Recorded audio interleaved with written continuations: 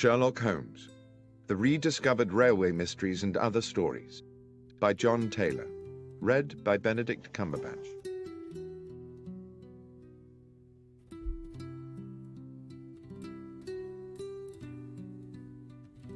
An Inscrutable Masquerade.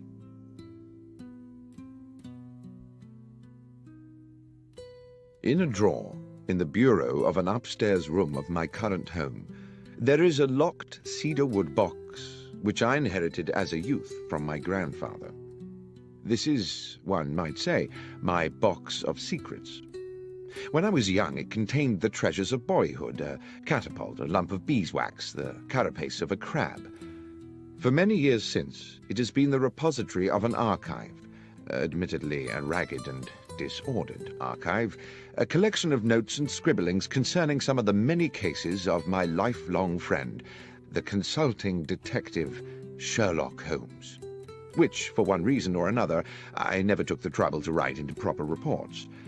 Having had recently a little time on my hands, I reopened this box of yellowing notebooks, and it seemed to me that several of the cases, given the ocean of time between those events and the present day, would now bear telling. And I begin by chronicling an adventure which I may have dismissed for several reasons, not because it lacked baffling and intriguing elements, on the contrary, but mostly, I think, because it was, for me personally, such a dizzying and distressing experience. It was a Wednesday evening in July, at the end of a day of strait-jacketing heat, and I sat next to the open window of our parlour at Baker Street, drinking in the air and hoping for the liberating ripple of a breeze. The newspaper on my lap reported the release from police custody of a known criminal, Tobias Organ, arrested some days previously for the murder of Max Zimmerman, a moneylender shot through the head in his small apartment in Wardour Street. In the end, there'd been insufficient evidence to charge Organ with murder, even though the police clearly thought him culpable. Strangely enough, I had once met Organ myself. He had come to me as a patient suffering, as I recall, from a severe lesion to the lower back, which he maintained had been caused by a fall against a metal stanchion, but which I had little doubt was in fact a stab wound. My diagnosis was supported, I believe, by his barely veiled threat that I should under no circumstances make known his injury to anyone else. He had an unforgettable, menacing way with him, and I had felt immense relief when he left my surgery. I'd been looking forward to discussing the Organ case with Holmes, who would certainly have some views on the subject, but when he finally appeared for dinner, he was irritable and uncommunicative, and from these symptoms I guessed him to be in the process of some taxing mental work. All the same, I had no wish to sit out the meal in silence. "Stifling weather to be out and about, Holmes?" I said, peppering a slice of beef. "Indeed, Watson, and equally stifling to be in." He busied himself with cutting into a potato. After a while I said, "I've not seen you today. I presume you were somewhere on business." "Yes, Watson, I was." Another pause, the chink of cutlery. "Somewhere local?" "Somewhere very local, Watson. I'd expect you'd like to know where." "Well, I've no wish to be intrusive." "In the basement.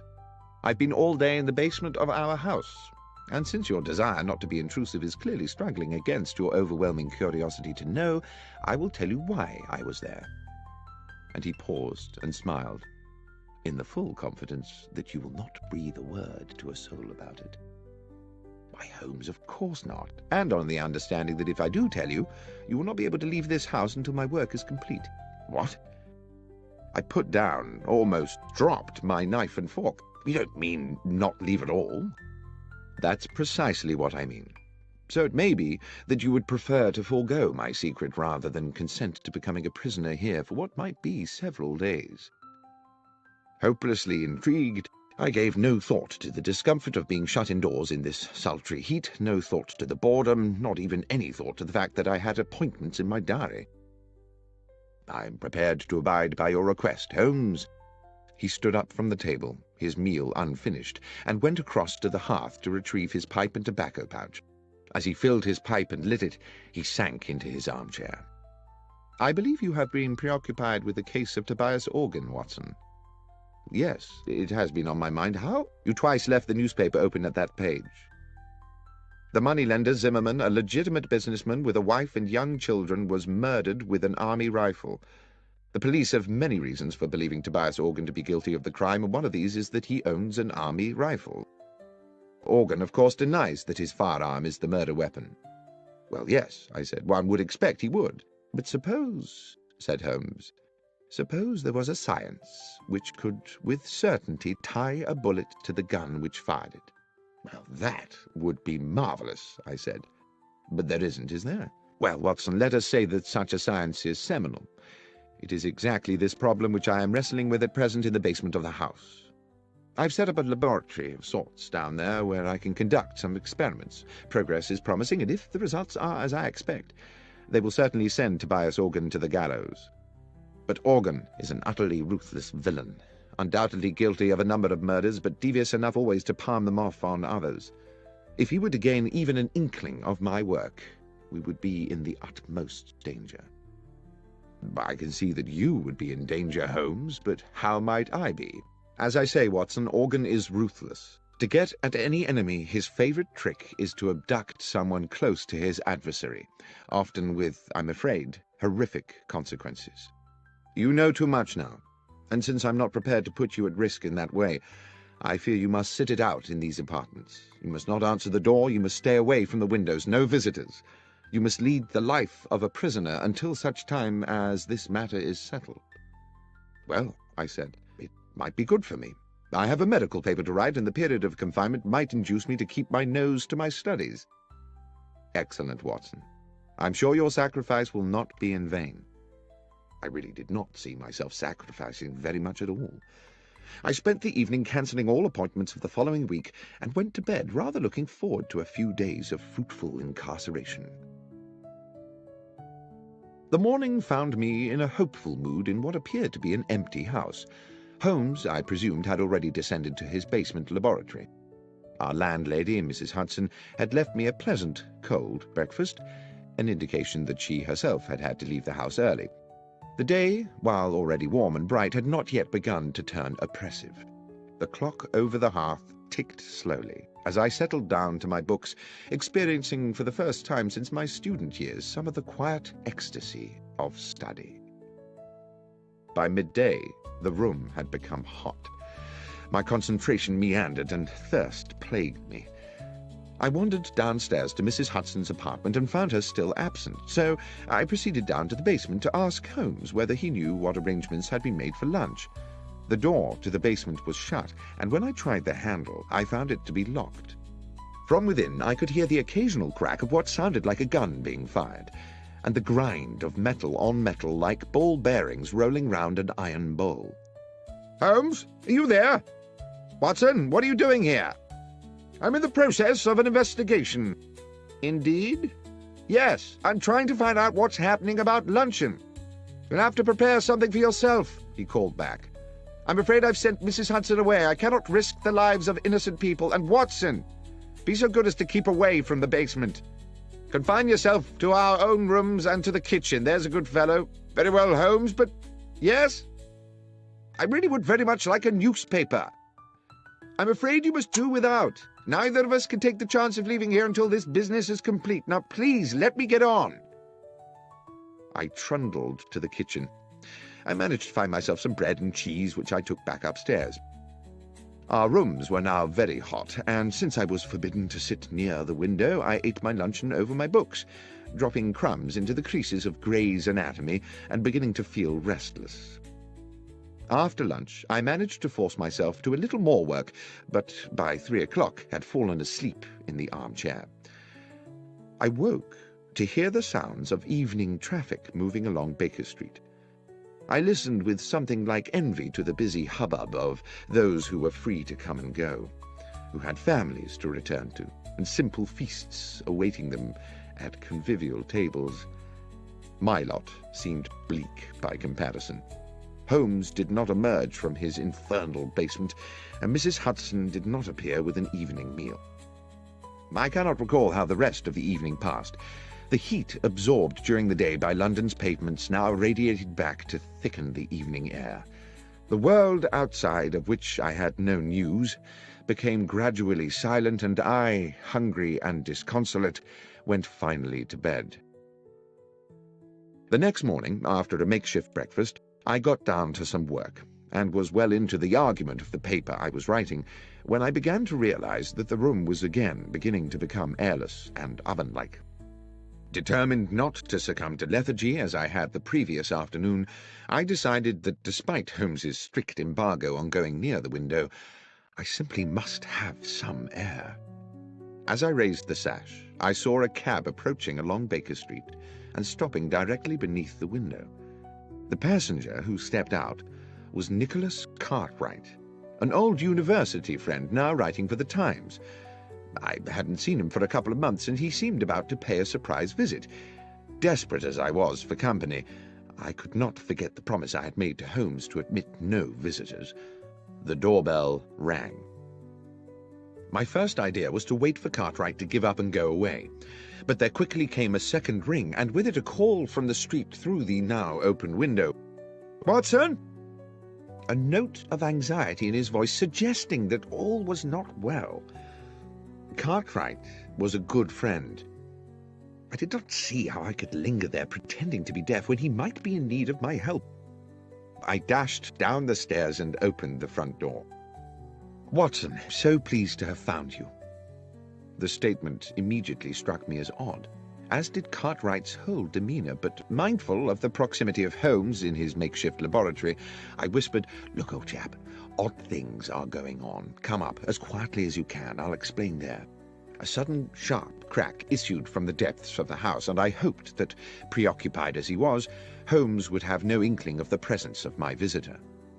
As we entered the parlor and shut the door, Cartwright said, "Watson, I've been worried about you. I didn't even know if I'd find you here." "Worried?" "Yes. The story in the Gazette regarding yourself and Mr. Holmes. Did you know it was in the papers?" "Cartwright, I haven't the least idea what you're talking about, and as for newspapers, I haven't seen one in days. Here." He tossed me the paper, open at about the third or fourth page, and I read the following headline and accompanying article. "Sherlock Holmes and Dr. Watson part company? After several years of celebrated collaboration, the eminent consulting detective Mr. Sherlock Holmes and his medical companion Dr. John Watson have terminated their professional partnership and, it seems, simultaneously ended their personal friendship.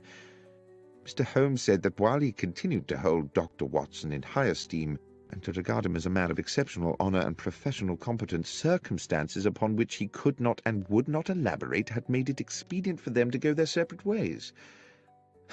There was no comment from Dr. Watson. I stood for a moment, holding the newspaper and averting my gaze from Cartwright. Who had written this? Did Holmes know about it? Was there some truth in it? Was Holmes's exile to the basement a way of keeping me at bay while he found alternative lodgings? "This is today's Gazette?" "Yes, Watson. I see you knew nothing about this." "Am I speaking to you as a friend, Cartwright, or as a journalist?" "Well, I suppose, unfortunately, as a friend, John. I say unfortunately because this is clearly a damned good story. But if you wish to talk to me off the record, so be it." "Off the record, then. I know nothing of this, and I don't know whether Holmes has had a hand in it.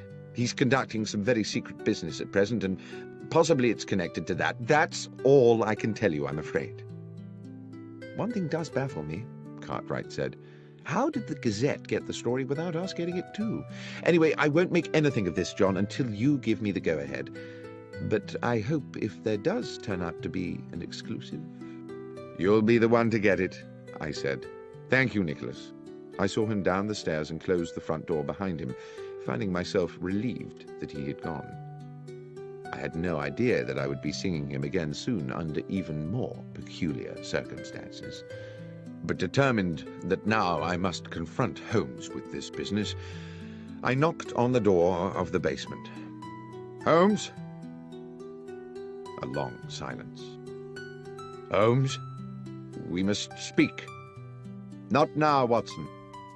"Holmes, there's something I must discuss with you urgently. Something in the newspaper." There was a scuffling and the basement door opened. "Newspaper? How did you get a newspaper?" Cartwright called. He'd seen an article. Yes, Holmes interrupted. Yes, the article. I dare say you would appreciate an explanation. Give me half an hour. A little later we sat opposite one another in our sitting room. The evening was still close and oppressive. The newspaper article, said Holmes, was an unfortunate necessity. I hope it has not caused you too much embarrassment, Watson, and when this business is finished, all will be rectified. But why, I said, report us as having quarrelled? Bear with me, Watson, I beg of you.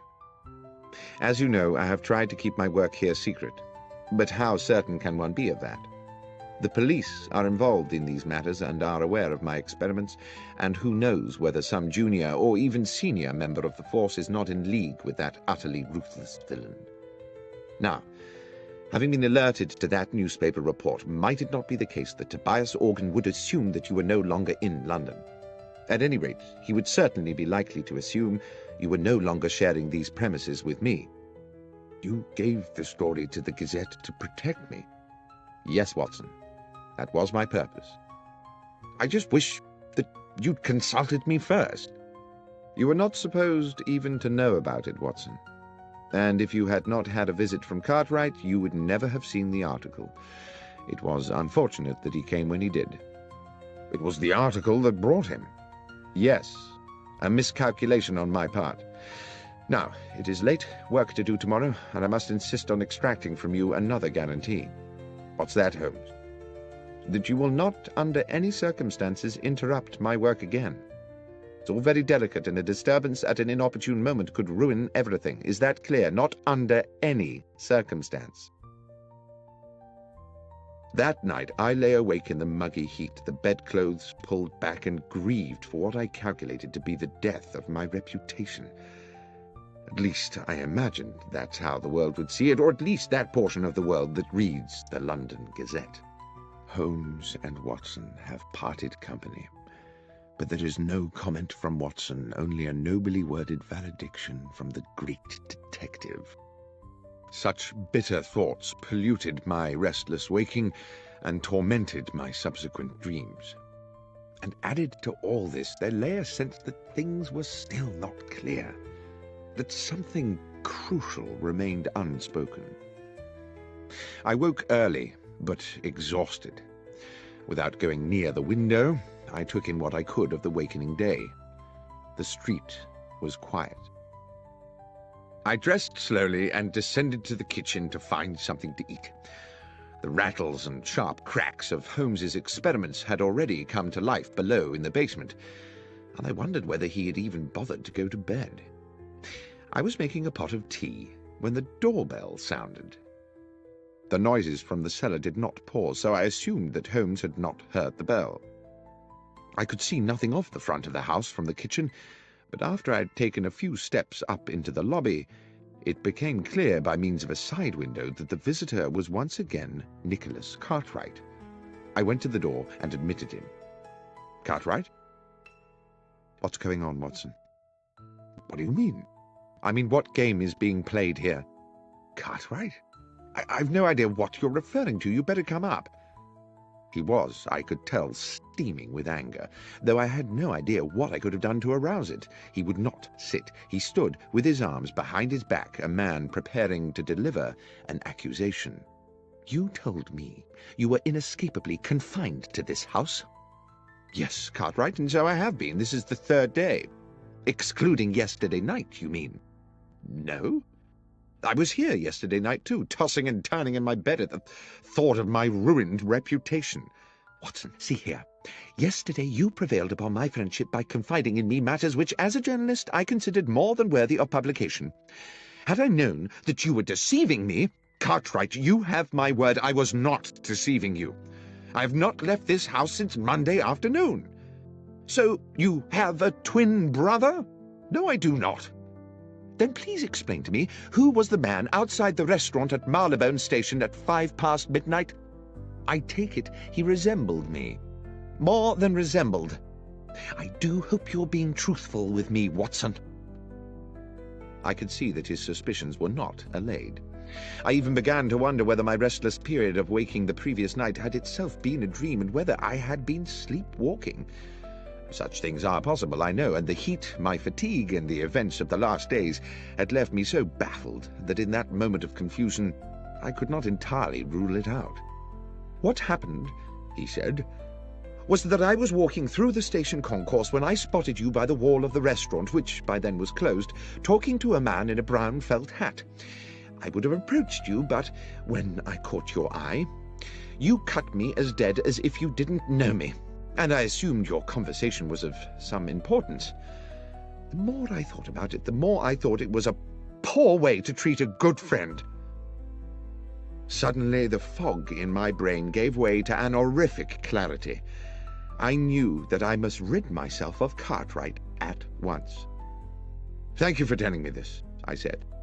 "It is of the utmost importance. But, Nicholas, and I pray you won't take this amiss, I must ask you to leave." "To leave?" "Please. This is a fearfully serious business. There is real danger." "You're not just trying to get me out of the way, Watson?" "That's exactly what I'm trying to do, Cartwright, but for a very good reason. Believe me, you will have your story." "Very well, John. Very well." At the front door he patted me amiably on the shoulder. I shut the door on him and leaned against the wall, trying to get my thoughts in order. Holmes had instructed me not under any circumstances to trouble him again. Yet this situation was possibly critical. If Tobias Organ had hired some impersonator to look and sound so like me that even Cartwright, who had known me for years, could be convinced, then Holmes might also be deceived, and then what power they would have in their hands. If I could not speak to Holmes, I could at least alert him by other means.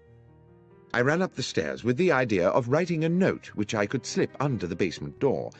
But as I reached our rooms, I heard a cry from the street. Without thinking, I ran to the parlor window. 100 yards southwards along Baker Street, 3 men were struggling.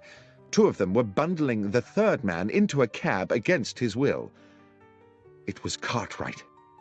I dashed down the stairs and ran into the street. The driver of the cab had already whipped up the horse and moved off at a lick, but I gave chase, fury and outrage fueling my progress. I pursued them for a good half a mile until eventually they outpaced me, and I stood gasping for breath outside St. Vincent's Church. I sat on the pavement. I needed Holmes's help. The transgression of a broken promise was a trivial thing, surely, in the context of this appalling incident. I would go to him immediately. Aware that in the haste of my pursuit I'd left the front door of the house open, a new anxiety overcame me. Clearly this kidnap was the work of Organ's ruffians, and who was to say that they would not take advantage of an open door? I trotted as briskly as I could back to Baker Street. But the door was no longer open, and on such a close and windless day I thought it unlikely it had been closed by a draught. The horrible thought occurred to me that someone may have already got in, and then everything seemed to tumble into place. Cartwright's abduction had been intended to draw me out of the house so that the man masquerading as myself could gain entry. Holmes would be unaware of this. He would eventually open the door of the basement to his assailant, and believing it was myself he was admitting, would offer the easiest of targets. I had left the house without a key, but I knew there was a possibility of access via the rear of the terrace. This entailed my knocking at the door of our neighbour, Mrs. Harben, an elderly, amiable woman who seemed happy to allow me access to the rear of the building. Here I was obliged to scale a wall to the yard outside the back of our own dingy basement, the front room being that which Holmes had taken for his makeshift laboratory. There was no light within. I opened the door with infinite slowness. The noise of Holmes's experiments seemed to have stopped.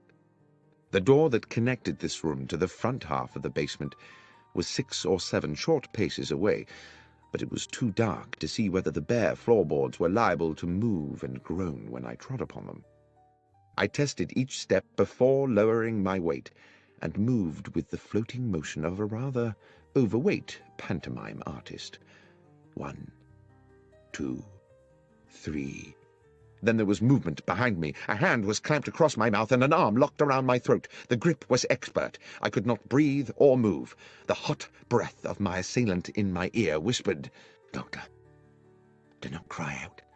I'm going to release you and you will turn round slowly and face me. You must not make a sound. Tap my hand if you understand."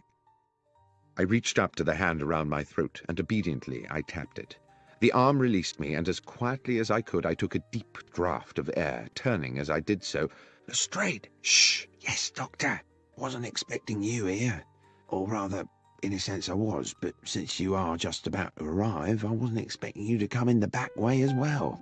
The policeman smirked at his little conundrum. "Will you explain to me?" I began. "What on earth you mean?" he said. "Glad you're here, though, sir. An additional pair of ears. Up close to the door now and listen, it won't be long." It was indeed less than a minute before we heard the door from the front of the house opening into the laboratory, and the arrival of what sounded like 2 men. The door was closed with a thump, and a gruff voice said, "So this is it?" "Yes, this is where he's working." There was something familiar about that second voice. "And he won't be back for a while?" "No, half an hour, I should think." At that moment, with a shock, I recognized the other voice. It was my own. I turned to Lestrade again, but he just put his finger to his lips and indicated that I should continue to listen. "So what's the plan, then?" asked the gruff voice within. "To match the bullet that killed Maximum with the ones from your gun," said my voice.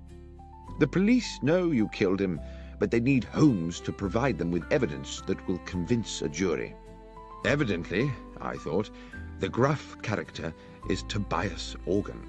I heard him pace about, then spit noisily. "Zimmerman's not the first one I've topped, and they've never got me yet. They say you only got £4 10 shillings from him." "Never you mind what I got. Anyway, I never killed him just for the money. I killed him because he gave me a bad look. He gave me a bad look, and I gave him a bad ache. A bullet right between the eyes. Now, let's deal with this little problem." Suddenly there was a tumultuous crash, as if one of the walls had fallen in. "In we go, Doctor," said Lestrade. He pushed the door hard, and we rushed into the laboratory, where Organ had kicked Holmes's equipment flying in all directions, and where, to my amazement, I saw that he was now being attacked by myself. A perfect duplicate of me cracked him a right hook, then a left hook, and then felled him with a blow to the side of the head. Organ hit the floor like a sack of cabbages. Lestrade was on him in a flash, cuffing Organ's arms behind his back. Lestrade blew his whistle and then proceeded to arrest him. As I stood back to get a better look at my other self, the duplicate doctor put a hand to his own face, wrenched at his upper brow, and pulled and stretched until he had removed his entire face, revealing beneath the peeling mask the flaming eyes of Sherlock Holmes. The next moment, Lestrade's officers came bursting through the basement door, and Tobias Organ was dragged away. The heat of the day had given way at last to a pleasant evening. Mrs. Hudson had returned to the house and provided Holmes and myself with an excellent evening meal. Now we sat with our brandies, and Holmes with his pipe at the open window, where a gentle breeze lifted the curtains and refreshed the parlour. "As you will have deduced," Holmes was saying, by way of explaining it all to me, "the object of the masquerade was to lure Organ somewhere where we could extract a confession from him by subterfuge." "But your ballistics experiments," I said, "would they not have been enough to convict him?"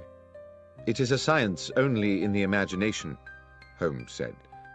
"And though one day I'm certain it will be more than that, there is much more work to do than I could accomplish in a fortnight. But Lestrade and I agree that if Organ believed himself to be at risk from my experiments, he would wish to destroy them. What on earth were you doing in there, Holmes, if the thing was a complete hoax?" "I'm afraid I did deceive you a little. I was not in there all the time. The mechanism of an old railway clock and a device employing elastic and a drum skin were intended to give the ear the impression of ongoing industry. "Well, it certainly deceived me," I said. "But was it really necessary for me to be incarcerated for the duration?" "I'm afraid so, my friend. If Organ, through one of his spies, had got wind that there were two Watsons, the trick would not have worked. What's more, it was necessary for him to believe that you and I had quarrelled, and therefore that the good Dr. Watson might be in the market for a bit of betrayal. Unfortunately, your friend Cartwright saw me meeting Organ's accomplice at Marylebone Station, and almost let the cat out of the bag. It was necessary for us to put him somewhere safe.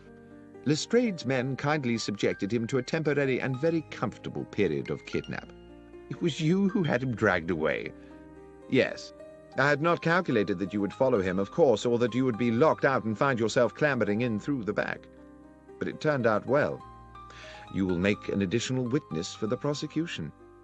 "Do you think they'll convict him?" "Oh, yes, Watson. His confession today was as clear as a bell. Tobias Organ will hang. As for you, my friend, I have given you a terrible time, and as a reward, I'm going to take you to the opera." "Tonight?" "Yes, tonight. Gilbert and Sullivan. The Mikado. But, Holmes, my memory is you don't much like Gilbert and Sullivan." "No, Watson, but you do. And besides, I have to confess to having a soft spot for the Lord High Executioner."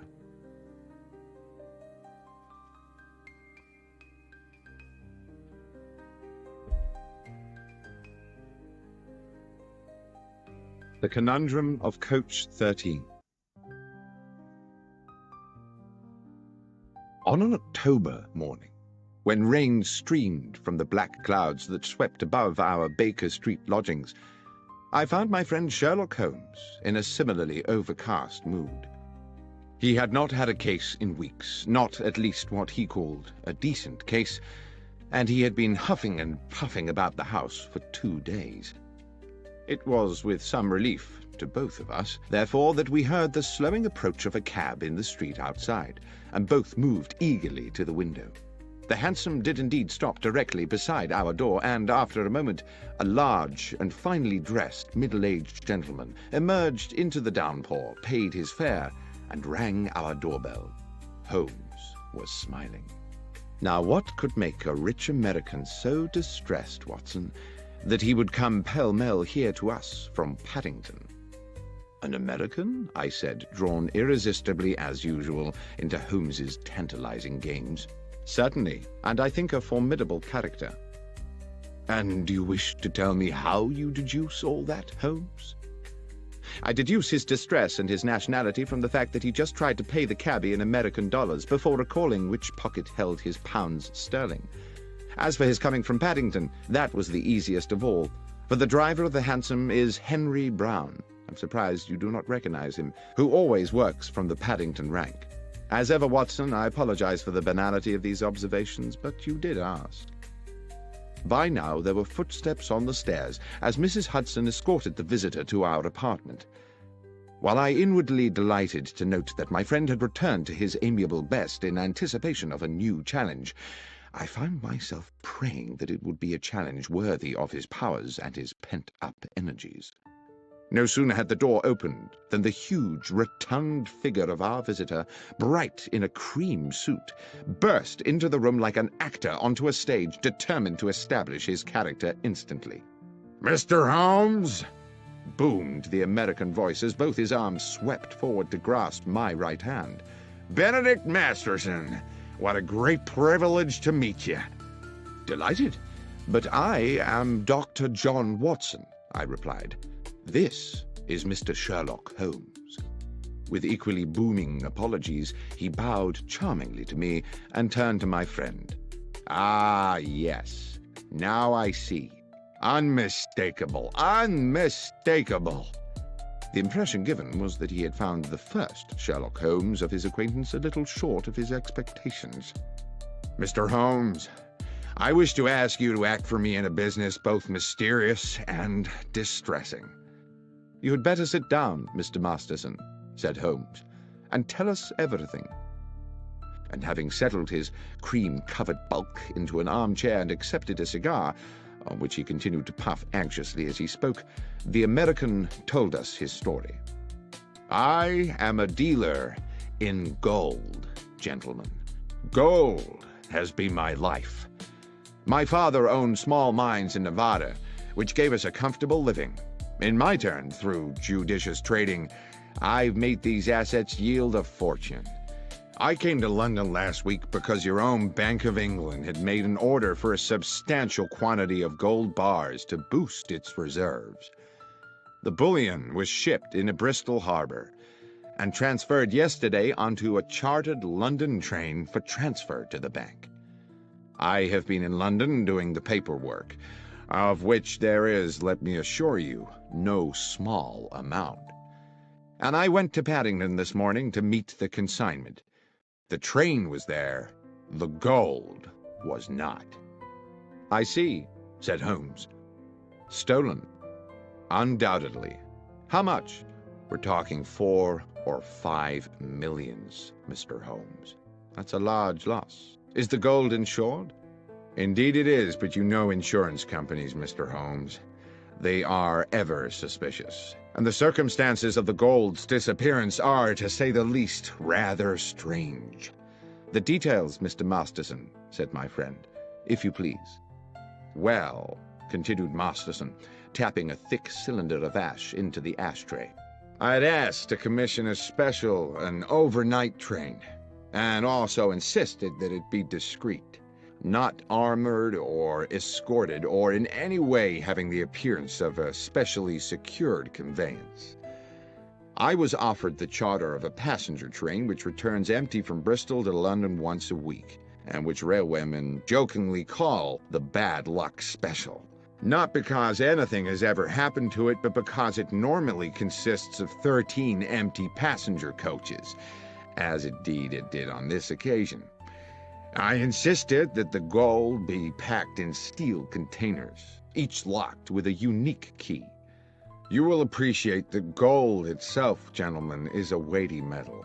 So each box contained only as many bars as would enable the containers to be carried.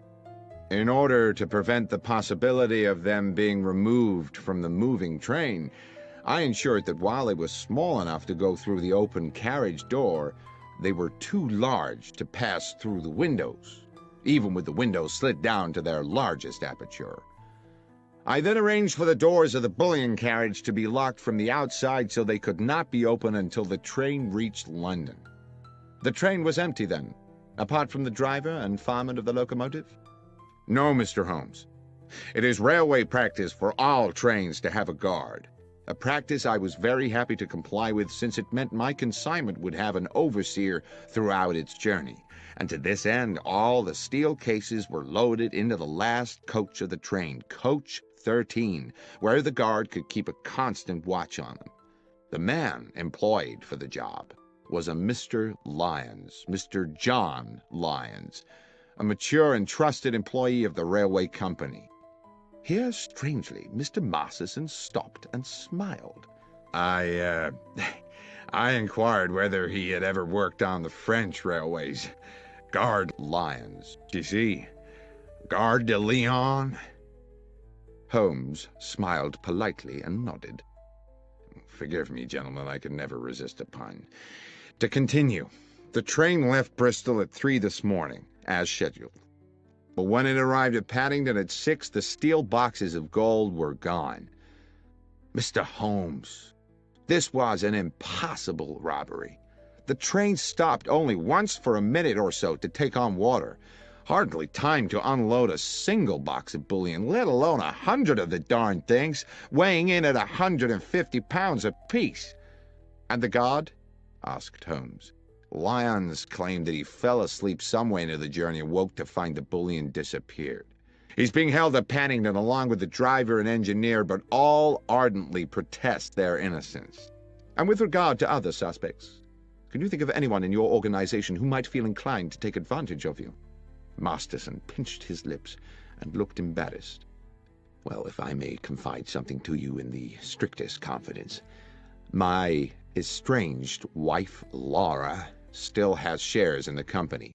She believes that she should have more. There is some bitterness in this regard. However, I know Laura well enough to doubt that she is a thief. My friend simply said, "Thank you, Mr. Masterson. I will certainly take the case on. Would you be so good as to wire Bristol and inform them that Dr. Watson and I are on our way?" "I will, sir. You mean to go there today?" "Indeed, yes, as soon as I have made a check or two at Paddington Station." "Well, I surely thank you. I can think of no better hands in which to leave the case of the bad luck special than those of Mr. Sherlock Holmes." Holmes did not smile. "I never leave anything to chance, Mr. Masterson. Perspicacity and reason are the tools I employ." "Forgive me, Mr. Holmes. As I say, I am fatally attracted to puns." "We will keep you in touch," Holmes said, "with all developments." Within half an hour we were at Paddington, but before boarding the Bristol train, Holmes wished to make certain that the so-called bad luck special was secure. The train had been shunted into a siding, and we were relieved to find that police responsibility for the case had fallen to Inspector Stanley Hopkins, a young but ambitious detective with whom Holmes and myself had had numerous dealings in the past. Hearing that we were being engaged by Mr. Benedict Masterson, the inspector agreed to watch over the train and make sure it remained undisturbed until our return to London. It was still raining when we arrived at Bristol, where we met the station foreman, George Willits, an amiable man in his 50s who gave the comforting impression of having been in his job for a lifetime and knowing the whole business inside out. Willits had been on duty the previous night and took us directly to the goods platform from which the bullion train had left. Though he did his best to be of assistance, he looked painfully weary. "I apologize to you gents for my appearance," he said, "but I was on night shift last night seeing out the special.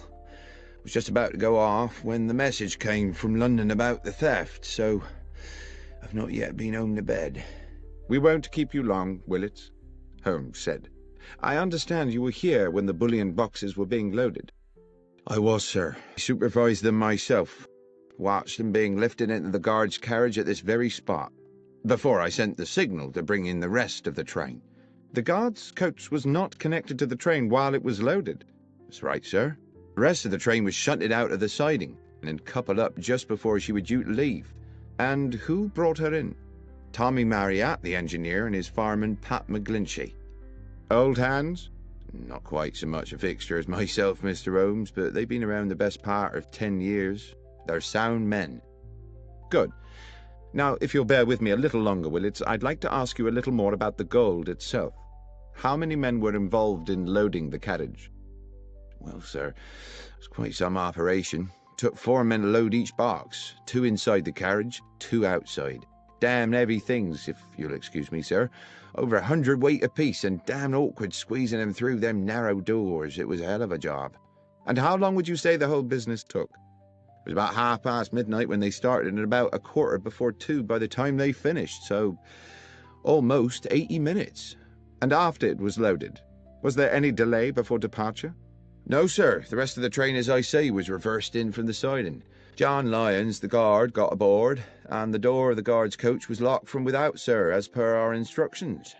"One final question, Willits, if I may. I'm informed the train stopped en route." "Yes, sir. She was scheduled to hold up for a minute or so at Swindon to take on water." "It stopped for no longer than that, and at no other time?" "No, sir. The signalman would know for sure if she'd been held over for more than a minute, and that's already been checked." Holmes seemed to pause for a moment while he considered all this information, and then he said, "Willits, I am most grateful for your detailed and, I have no doubt, accurate recollections.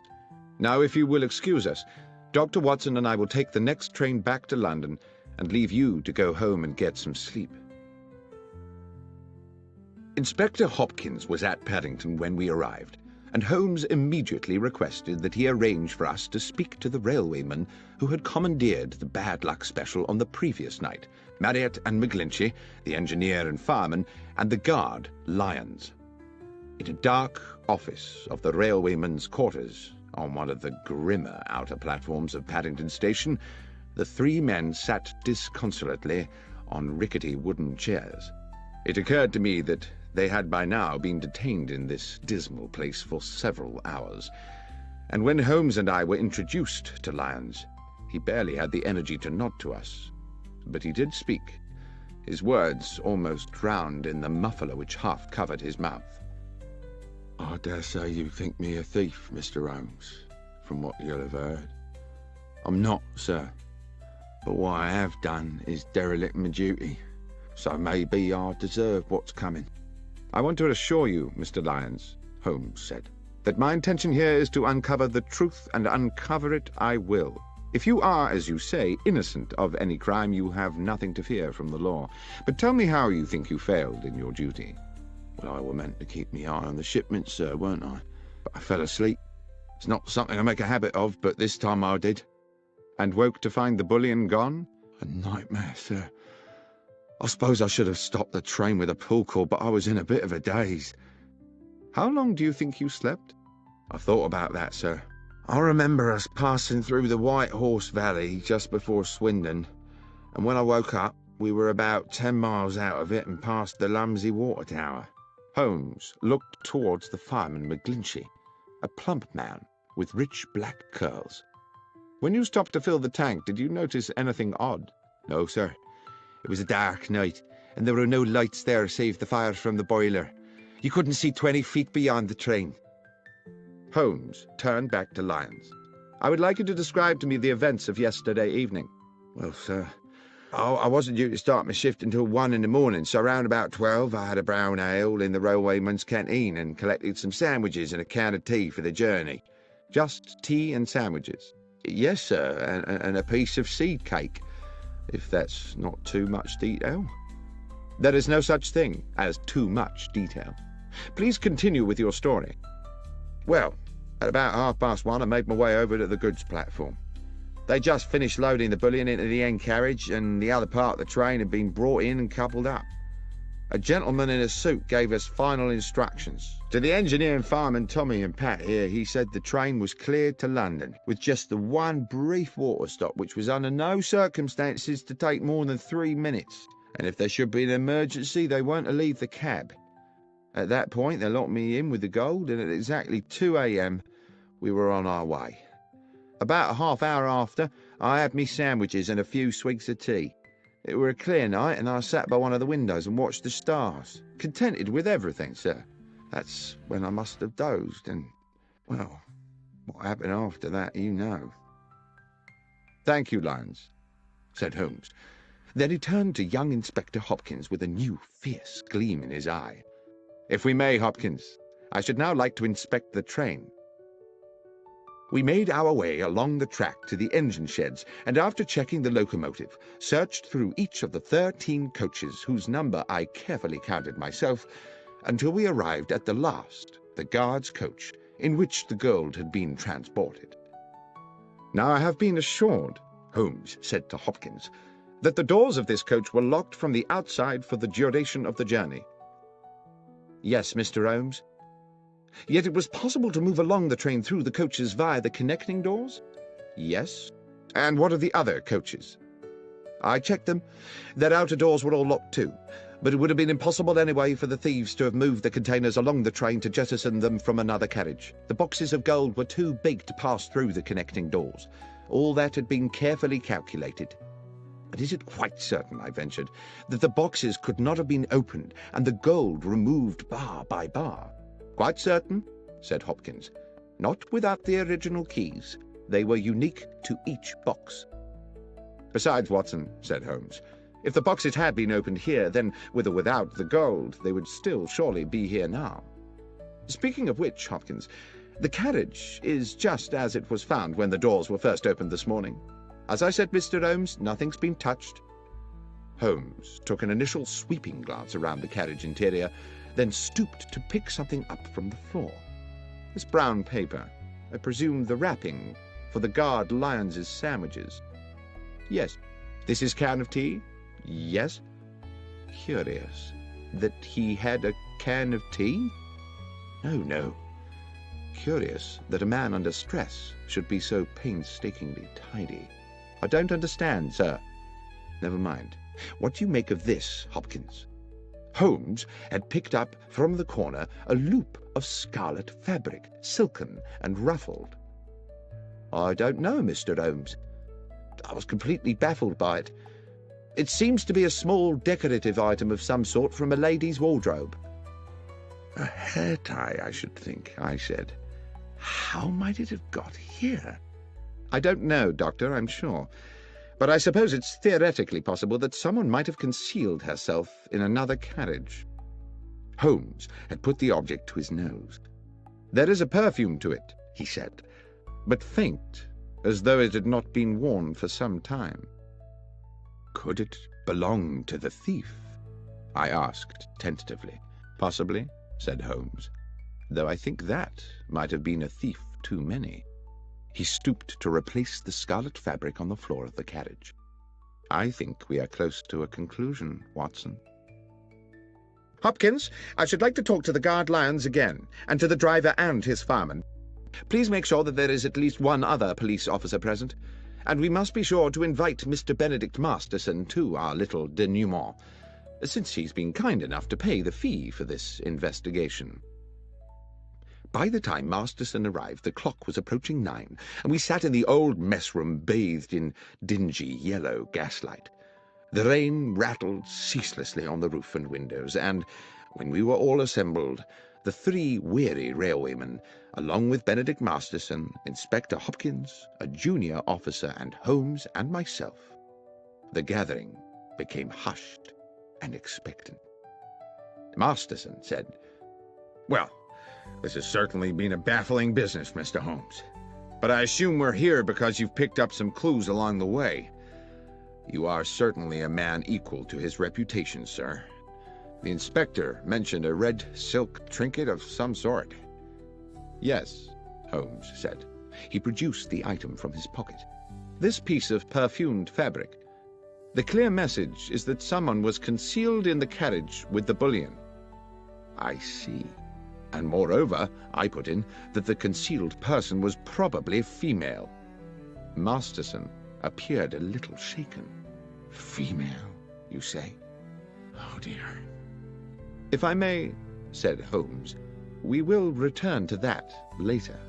Mr. Lyons, let us revert for the present to the subject of your sandwiches." "My sandwiches again, sir?" "Indeed. The sandwiches you took on board the train last night, together with the seed cake and the can of cold tea. You say you ate them just before you fell asleep." "Yes, sir." "You ate the sandwiches and the cake, you dozed off, you woke up again, and the gold was gone." "Yes, sir. That's how it happened." "And when you came round and realized the gold had gone, you say it was like a nightmare." "Yes, Mr. Holmes." "You were very agitated?" "I certainly was. Too agitated, I expect, to sweep the floor of the carriage." "To what, sir?" "I presume you did not sweep the floor of the carriage at that point, in that disturbed state?" "No, sir, I didn't. With respect, sir, that's not my job." "Quite. I wouldn't expect you to. Which makes it very difficult to explain why, when I examined the guard's coach this afternoon, I found not a single crumb on the floor. Now, can anyone here tell me how it's possible to eat several sandwiches and a slice of seed cake without dropping a single crumb? Or, come to that, a single seed?" "I promise you, sir, what I said about my supper was true. I remember exactly what I brought and exactly what I ate." "I have no doubt of that, Mr. Lyons." "Then what, sir?" "My point is merely that you were obviously not in coach 13 when you ate the sandwiches." "On my honor, Mr. Holmes, I swear I was." "Oh, you were in a carriage, certainly, but you were not in the carriage in which your sandwich wrapper was found. The coach where you ate your supper, the coach with the bullion, never made it to London." "Mr. Holmes, this is confusing," began Masterson.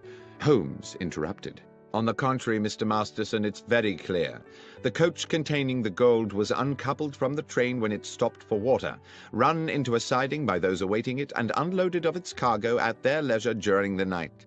It was a perfectly dark night. There was no moon. So the railwaymen, as Mr. McGlinchey here has recently confirmed, could, from the water pump, see nothing of what was going on at the back of the train.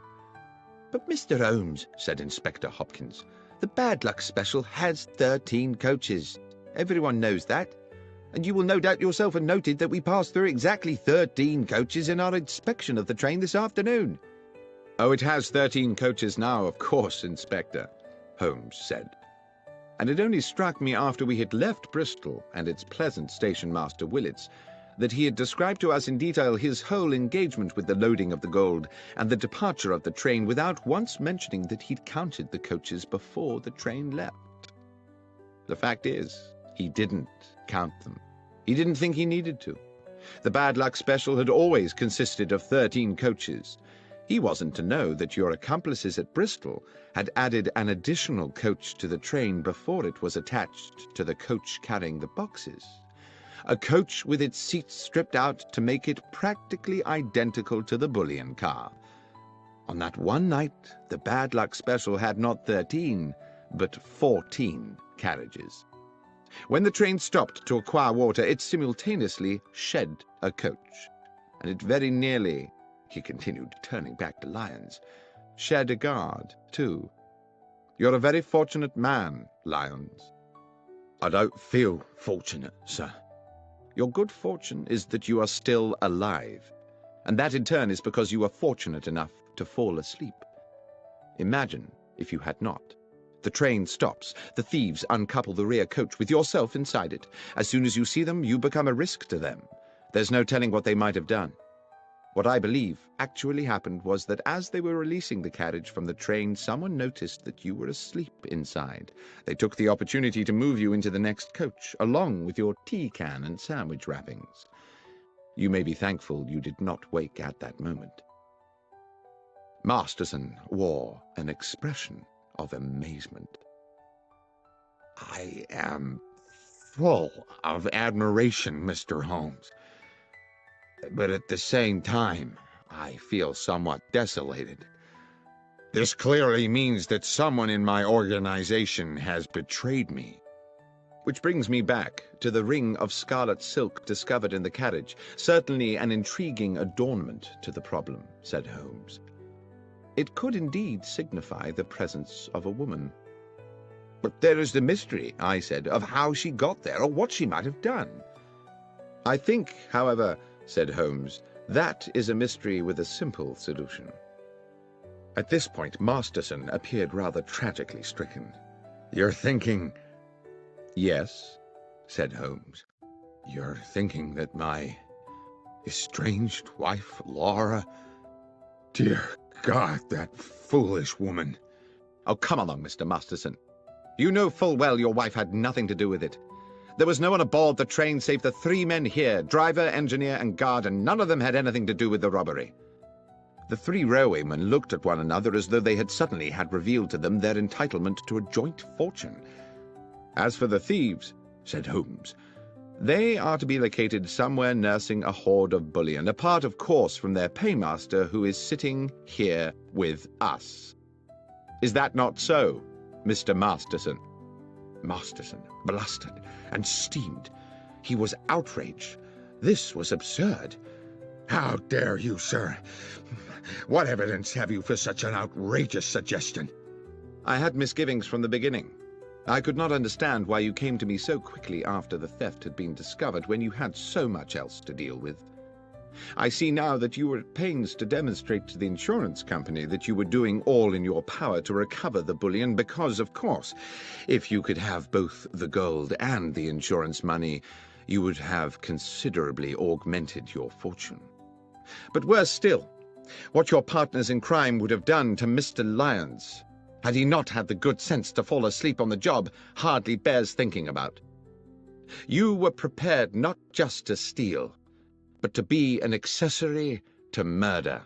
"This is speculation, Mr. Holmes. This would not stand up in court. You should be looking for another felon. What about that red silk ring?" "Ah, yes. You've been very subtle about that, Mr. Masterson, suggesting your wife's name one moment and the next assuring me that she could not possibly be implicated. I doubt whether you thought she would be, but you certainly sought to throw me off the scent. What was that item, if not a red herring? And is that not, for those who like to play games with words, another way to say a red herring? What fun you no doubt planned to have with that joke, Mr. Masterson, had you got away with this business. Now it seems the joke is on you. That was one pun, Mr. Masterson, which you would indeed have done better to have resisted. But whether justice was fully done is a moot point. In expectation of reducing his own sentence, Masterson eventually divulged the names of his accomplices and led police to the embezzled bullion. And although he was committed to prison for several years, it was clear that once his sentence was served, he would continue the life of a wealthy man. "I can't understand," I said to Holmes a couple of evenings later, "why you seem so damnably happy." "A man is never more content, Watson," he said, "than when doing well what his nature has fitted him to do. On which thought, will you pass me the tobacco pouch? I think we should indulge ourselves in a brace of good pipes."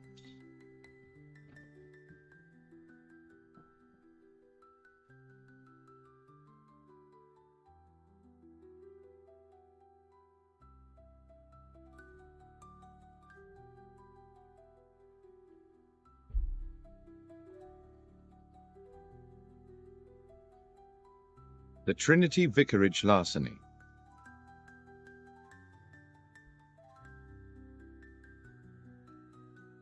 One fine spring morning, Sherlock Holmes and I received into our rooms a portly gentleman in a purple dress. That at least is how it momentarily appeared to me as I glanced up from the Daily Chronicle at the open door. The purple gentleman, it transpired, was the Right Reverend the Lord Bishop of Kent, an old acquaintance of Holmes, and he had brought with him, as so many of our visitors do, a problem that was clearly causing him some agitation. Mollified a little by coffee and a cigar, Bishop Spriggs needed no prompting to divulge his story. "The nub of my problem, gentlemen, is an unfortunate young priest. A young man of promise and talent, very popular with his parishioners, who has inadvertently got himself into deep water." "Intriguing," said Holmes. "You may recall," the clergyman continued, "that Trinity Church in the Kent village of Hatchingham was last year in the news because of an exceptional discovery." "Of course," I said. "A silver chalice of considerable worth was discovered in the crypt." "Yes, Dr. Watson. A magnificent medieval relic, the so-called Hatchingham Grail, weighing some 22 pounds. With my approval, it was sold to the British Museum, with the idea that a good portion of the proceeds would go towards restoring Hatchingham Church. The Reverend Kingsley, pending the beginning of the building work, had locked the money up in the church crypt. It was stolen yesterday. Holmes, you can imagine what an outcry there'd be if this found its way into the papers. It would be bad for Kingsley and the Hatchingham parish, and goodness alone knows what it would do for the reputation of the church. At any cost, the money must be recovered and the thief put away. And I mean any cost, Holmes." "Let us not concern ourselves with fees just yet," Holmes said. "Are there any clues at all as to who might be responsible for this theft?" "I'm not sure about clues," replied the clergyman. "Kingsley did make some sort of an attempt to discover the identity of the villain by chasing him over the fields after the theft, but I'm afraid he didn't get very far." "I think we had better meet the young reverend," said Holmes, "as soon as is practical. Watson, would you be at liberty to accompany me to Hatchingham for a few days?" "I'm utterly indebted to you both," said the bishop. "I dare say while you're in Hatchingham we could put you up at the Trinity Church rectory. Or there's the Jolly Bulldog, if you'd prefer an inn." "Ah," said Holmes, "the Jolly Bulldog. Now that sounds like just my kind of animal." We journeyed to Hatchingham the next morning and established ourselves at the cosy but crumbling hostelry that was the Jolly Bulldog. Our landlord was a bluff man called Starkey. taller by inches than Holmes, and compelled to stoop to avoid the beams of his own ceiling as he lumbered about in heavy boots serving his customers. He grudgingly provided us with a late snack of bread and some rather tough cold meats, complaining that if everyone chose to be fed at 2:30 in the afternoon, they would have to invent a new word for the meal taken between luncheon and dinner. "Leftovers?" said Holmes to me impishly, and at a level which I am sure Starkey was meant to overhear. "Might be that word?" The publican growled ominously as he left us, and I leaned over to Holmes and whispered, "There is surely an example of how a little power may go to the head of a man and make him too big for his boots." "I was thinking rather," said Holmes, "from the way he clumps about this place, that his boots are rather too big for him." I saw the two gentlemen on a nearby table smile at this remark. "I shouldn't take a lot of notice of Starkey," said one of them amiably. "He's just as tiresome with all the customers." The gentleman introduced himself as John Hapton, and his companion as Matthew Winslow. Although neither Holmes nor myself disclosed the details of our mission to Hatchingham, it seems they knew we were expected, and it turned out that both gentlemen were members of the parish committee, and were fully apprised of the theft, though they were quick to assert that it was not yet public knowledge. "I hope you will be successful," said Hapton, "in bringing this thief to book. We are fond of our vicar, and he has been a deeply troubled young man since it happened." The Reverend Kingsley's house was accessed from Hatchingham Lane by a short stone path. A few steps beyond the vicarage stood the church, with, on the west side, a moderate-sized graveyard. On the other side, with its own access to the lane and shaded by a handful of fruit trees, stood Cherry Cottage, which we would later discover to be the residence of the verger and his wife. The Reverend Kingsley was a man in his early 30s, small in stature but of good looks, his clerical dress the quintessence of neatness. While clearly stricken by his predicament, he remained calm and articulate, and did his best to make us welcome in a pleasantly appointed parlour whose deep-coloured, thick-piled carpet and embroidered cushions evidenced a delicate sense of taste. "It's a relief to see you, gentlemen," he said. "The bishop told me all about you, about your many successes in solving complex cases. The problem, as you know, is that while we saw the thief escape, we were unable to establish his identity. However, there are one or two factors which, though they seem opaque to my own consideration, might prove illuminating under your own, if I might show you." "I would be most grateful, Mr. Kingsley," Holmes said. "First, though, I see that you have recently held a meeting in this charming room. I presume that apart from the three other gentlemen present, the fourth was yourself? You keep the side chairs in another room, I take it." "Good Lord, how did you know all that?" "Oh, it's a simple matter. The carpet beside the window has indentations of 4 chairs, and therefore I presume for 4 people, but there are no chairs in the room whose feet would match." "Well, yes, you are, of course, quite correct," said Kingsley with a broad smile. "The parish committee convened here just yesterday, as we do each week. Yesterday was the day I broke the news that the Grail money had been stolen, and I hope that that news will remain privy to the committee members until such time as the thief is caught, but—" The vicar paused, and Holmes said, "Please, go on, Mr. Kingsley." "But," continued the young clergyman, "the gentlemen on the parish committee are the same 3 who sat here 2 weeks ago, when I revealed that the money for the Grail was in the crypt of the church. Only they and I knew of the fact, you see, so I can no longer be as confident as before that they are all honest men, which is a most unfortunate thing." "It was all in cash, I presume," Holmes said. "Yes, Mr. Holmes. I kept cash so that I could employ local men to restore the church and pay them by the day. I have little time to run to the bank and make a withdrawal every time a man finishes plastering a wall." "The money was under lock and key?" "Yes. There is a safe in the crypt where the church's small treasures have always been secreted." "And the crypt itself is locked?" "Yes. It can be entered either from within the church or by a door leading from the churchyard, and both those doors are locked at night. Mr. Holmes, I do hope you can help me with this. I don't know how my flock will ever forgive me if that money is not returned." Then perhaps, if you can bear to go over it all again, you would be so kind as to tell Dr. Watson and myself the circumstances of the robbery." "Yes, of course. 2 weeks ago, looking out of this window on a Monday morning at about 11, I saw a man, I'm fairly certain it was a man, standing at the lich gate and looking over into the churchyard. I would not have given this a moment's thought, except that he wore a hat with an unusually wide brim and had it pulled so low over his eyes, and his collar so high that one could not distinguish his features.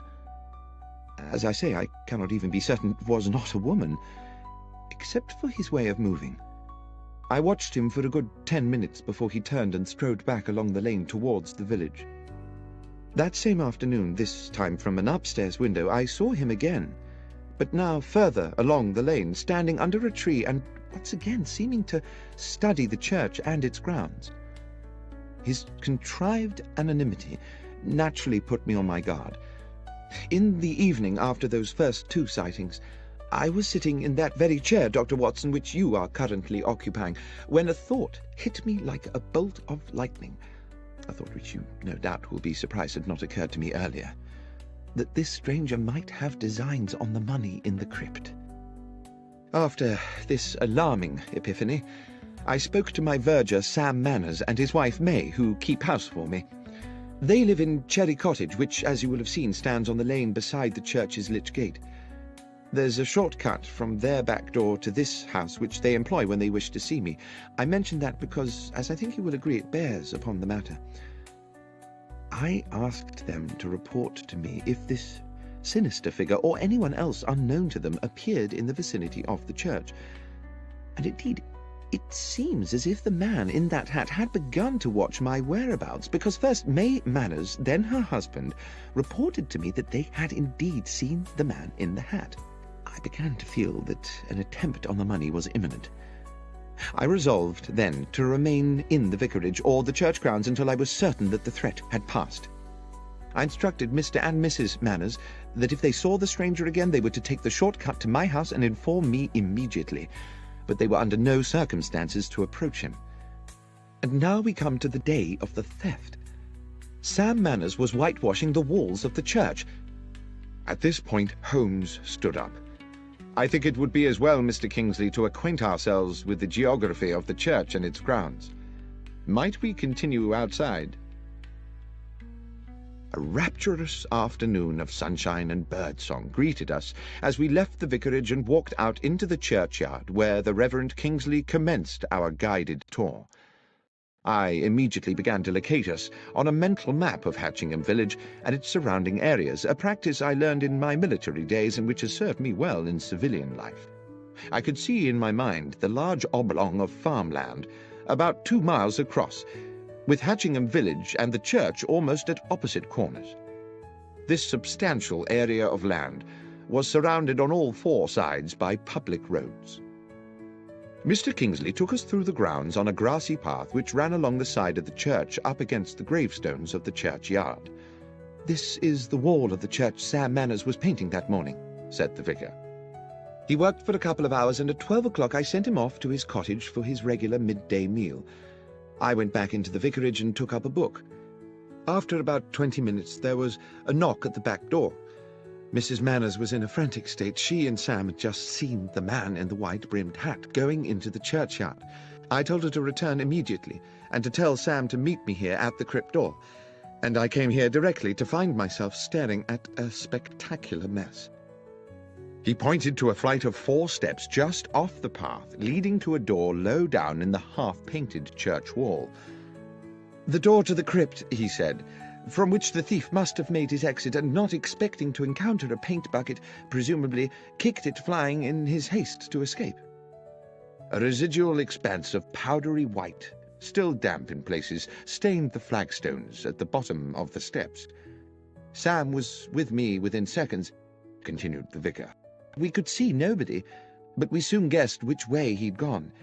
If you'll follow me, gentlemen." The vicar led us a little further along the grassy path, to where the churchyard ended in a wooden fence. Set into the fence was a stile leading on to a footpath. "That," said the vicar, "was his escape route." Beyond the stile, the ragged footpath traversed the meadow through weeds and rough grasses, stretching away into the distance. Along this narrow track could be seen intermittent blobs of white. "And I suppose the presumption would be," said Holmes, "that the trail of white paint marks are the fleeing man's footsteps." "Yes, exactly. Obviously our man escaped across the field to Harding Lane, Mr. Holmes." My companion nodded. He stopped at the stile. "There are two white handprints here," he said. "A right hand and a left hand. The fellow was in some haste, as indeed one would expect." Holmes crossed the stile athletically and walked a little way into the field. Bending down, he examined one of the white marks, then plucked up a handful of grass and returned to us. "Thank you, Mr. Kingsley. I think I've seen all I need to here. Is there anything else you think might help us?" "Yes," said the vicar enthusiastically. "Back at the house." Holmes requested that Sam Manners and his wife join us in the vicarage, and a little afterwards in Mr. Kingsley's kitchen. Mrs. Manners set herself to the task of making us all tea, while Holmes paced the stone floor slowly. I sat at the kitchen table with the vicar and Sam Manners, a ruddy man in his early 40s, whom Holmes was now addressing. "So, Mr. Manners, you are the only person to have caught a glimpse of the man in the hat on the day of the robbery?" "I believe so, sir. I was at the window taking my lunch.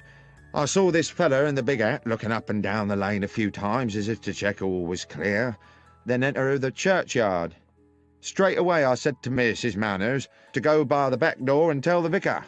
"And you yourself waited in the cottage until Mrs. Manners returned?" "I did, sir." "For how long?"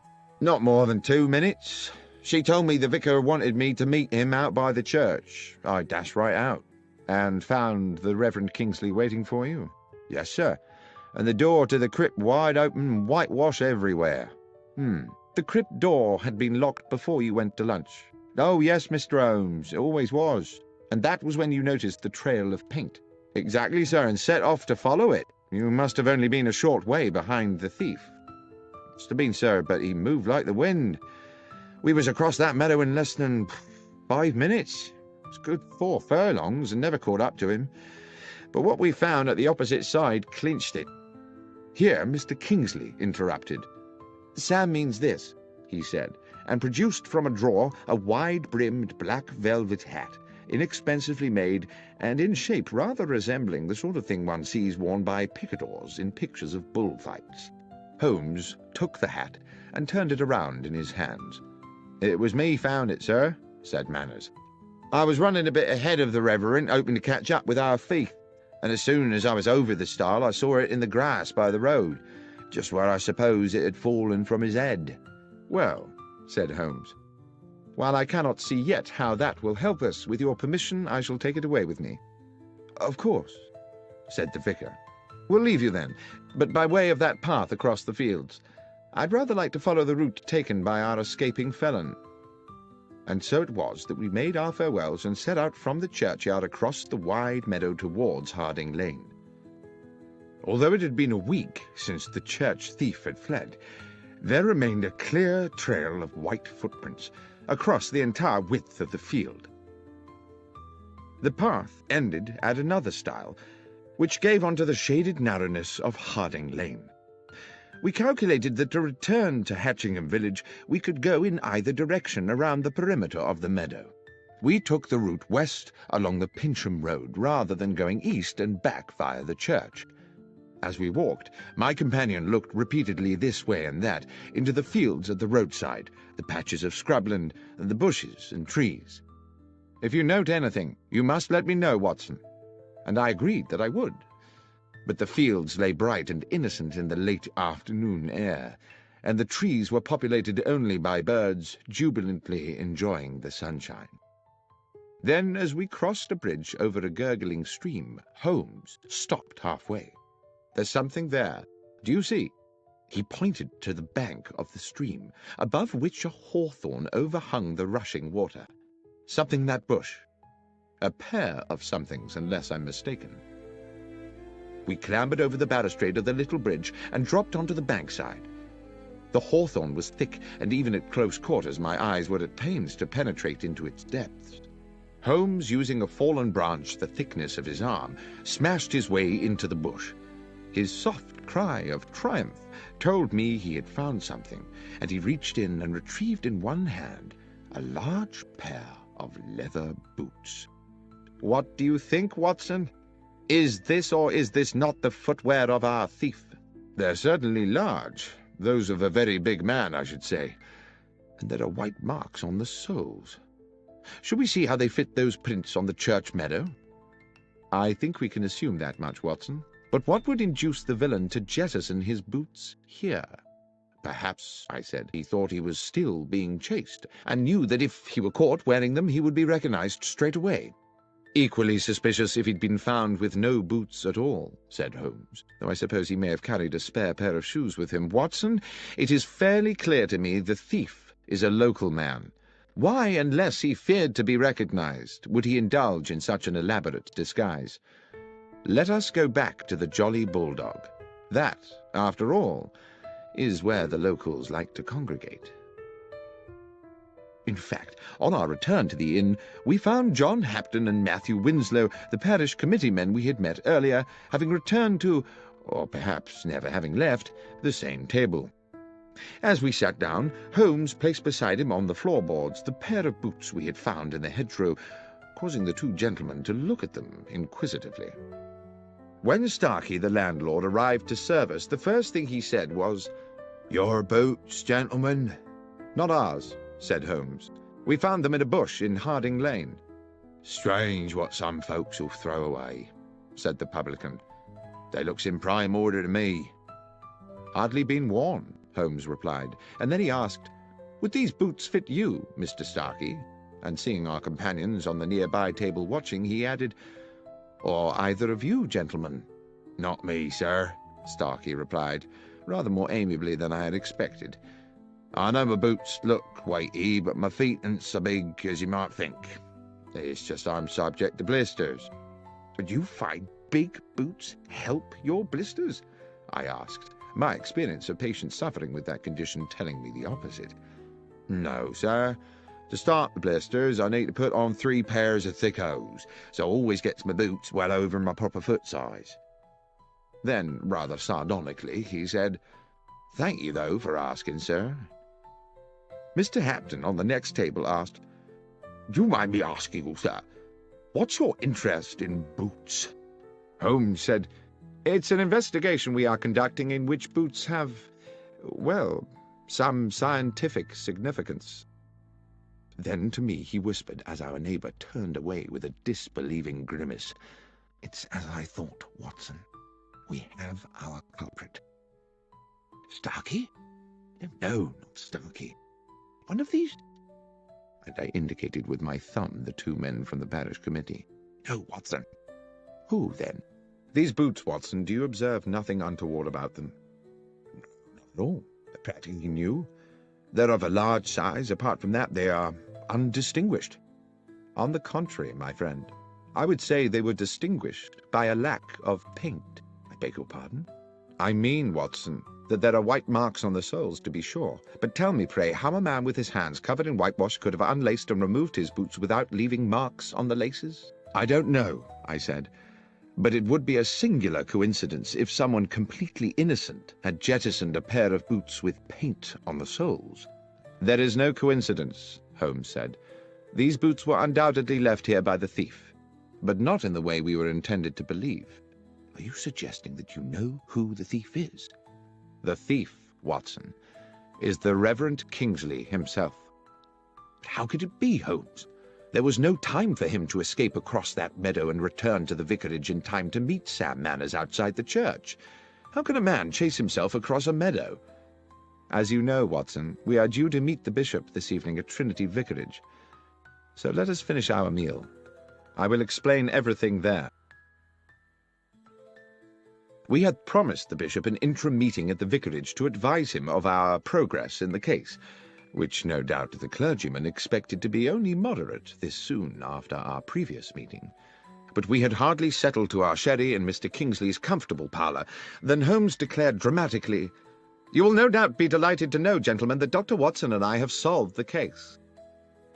I did not think it my business to confess that after my previous conversation with Holmes I was as much in the dark as anyone, but I sat quietly sipping my sherry while I watched my friend open the bag we had brought from the inn and remove the 2 large white-stained boots we had found beside the stream. The bishop's eyes widened. I have to say he looked incredulous. Mr. Kingsley, too, wore a skeptical smirk and raised his eyebrows.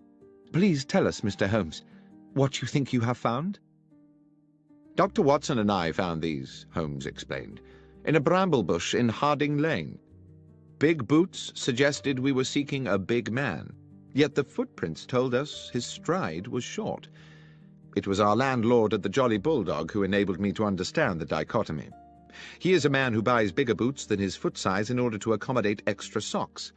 Our villain, however, bought his bigger boots in order to accommodate another pair of shoes, leaving the footprints of a bigger man than he is himself. Is that not so, Mr. Kingsley?" The young vicar, I thought at the time, if he was guilty of anything, was heroically cool about it. He betrayed nothing but genteel surprise. "Are you suggesting that I was the thief, Mr. Holmes?" "Holmes," said the bishop gravely, "from what I understand, Mr. Kingsley and his verger practically managed to catch up with the thief on that fateful day. What on earth do you think is the evidence for this assertion?" "My lord," Holmes said confidently, "Mr. Kingsley wished to embezzle the money raised by the sale of the Hatchingham Grail and decided to construct a piece of theatre which would deceive investigators. He not only invented the spectral man in the large-brimmed hat, he also on several occasions paraded in the hat and the high-collared coat and ensured that Mr. and Mrs. Manners caught a glimpse of him.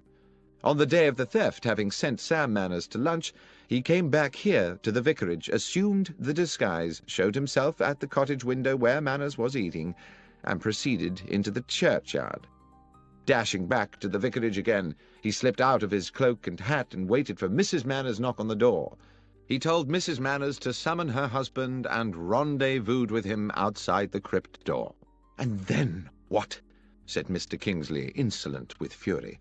"I put on these boots, unlocked the church, went down to the crypt, took the money, escaped the church, jumped the stile and ran across a mile of the field, then dashed a mile back, took off the boots and waited calmly for Sam to arrive, whereupon I went chasing off across the field again?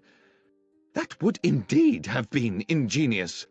To do in 2 minutes what an athlete could not do in 20. Yes, indeed. The question, as my friend Dr. Watson has clarified, is precisely, how may a man chase himself across a meadow?" "And the answer?" asked the bishop. "No one will ever know at what point you took the money, Mr. Kingsley. As the keyholder, you are free to do it at your leisure. And, for all one knows, it may never have been in the crypt safe in the first place. Certainly there was no need for you to waste time on it on the day we are discussing. You wished to ensure there was just enough time with Mr. Manners at lunch for you to get to the crypt door and kick over the whitewash bucket. And of course you had given Mr. Manners the task of whitewashing that particular part of the church wall, simply to ensure that there would be a bucket there to be upturned. That was all you needed to do, because, and here is the thing, you had made the footprints across the field on the night before. You had also, I have no doubt, planted the boots in the hedgerow on the same occasion, making sure they had plenty of white paint on the soles. Foolishly, you forgot to daub a little on the shoe laces." At this point, the vicar dropped into a chair as though all resistance had suddenly fled him, and I believe that as Holmes proceeded, we all realized that he was now approaching a devastating conclusion. "At some hour of that night, Mr. Kingsley, having splashed so much whitewash on the underside of the boots that your hands were gloved with paint, you planted your white-printed trail along the footpath across the meadow to Harding Lane. Afterwards, you dropped the wide-brimmed hat by the stile and jettisoned the boots in a bush further along Harding Lane. The trail of prints was therefore neatly in place for the deception next morning, and I dare say you were solicitous to keep Mr. Manners away from the stile, where he might prematurely stumble upon your, if I may so misname it, handiwork." "But one moment," said the bishop. "If Mr. Kingsley had dropped the hat the night before, how could he have been wearing it that morning?" "Well, of course, that's simple," said Holmes. "There were two hats. And finally, there was the question of the keys." "What question was that, Holmes?" I asked. "I don't recollect any mention of keys." "Precisely. There was a distinct absence of any such mention. Why?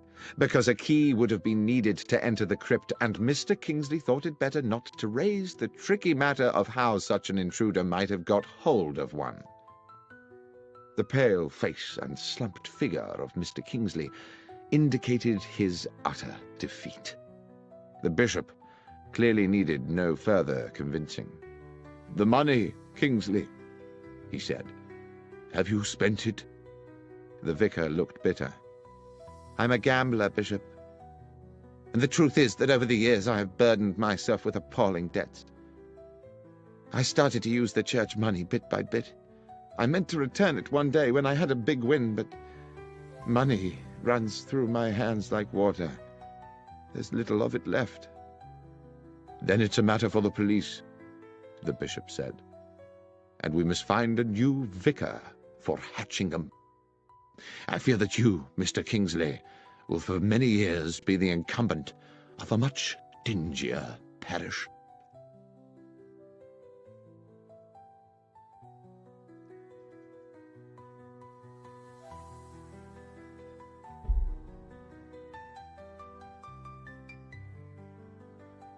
The 1059 Assassin.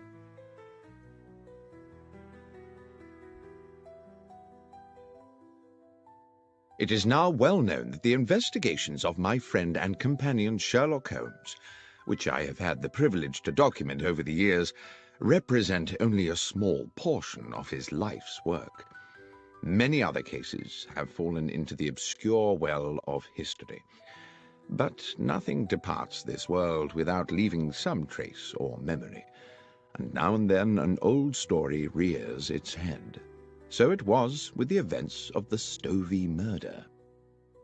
A letter came to Holmes one morning at our Baker Street apartment from Samuel Carpenter, an elderly publican at the Horse in Colours hostelry in the Kent village of Stovey.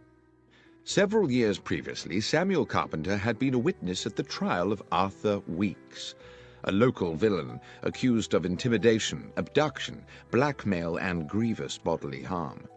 Holmes had been involved in helping police on the case with footprint evidence, and thus had come to meet the amiable publican. I suppose we never expected to visit the quiet settlement of Stovey ever again, but the letter contained a clear and urgent summons.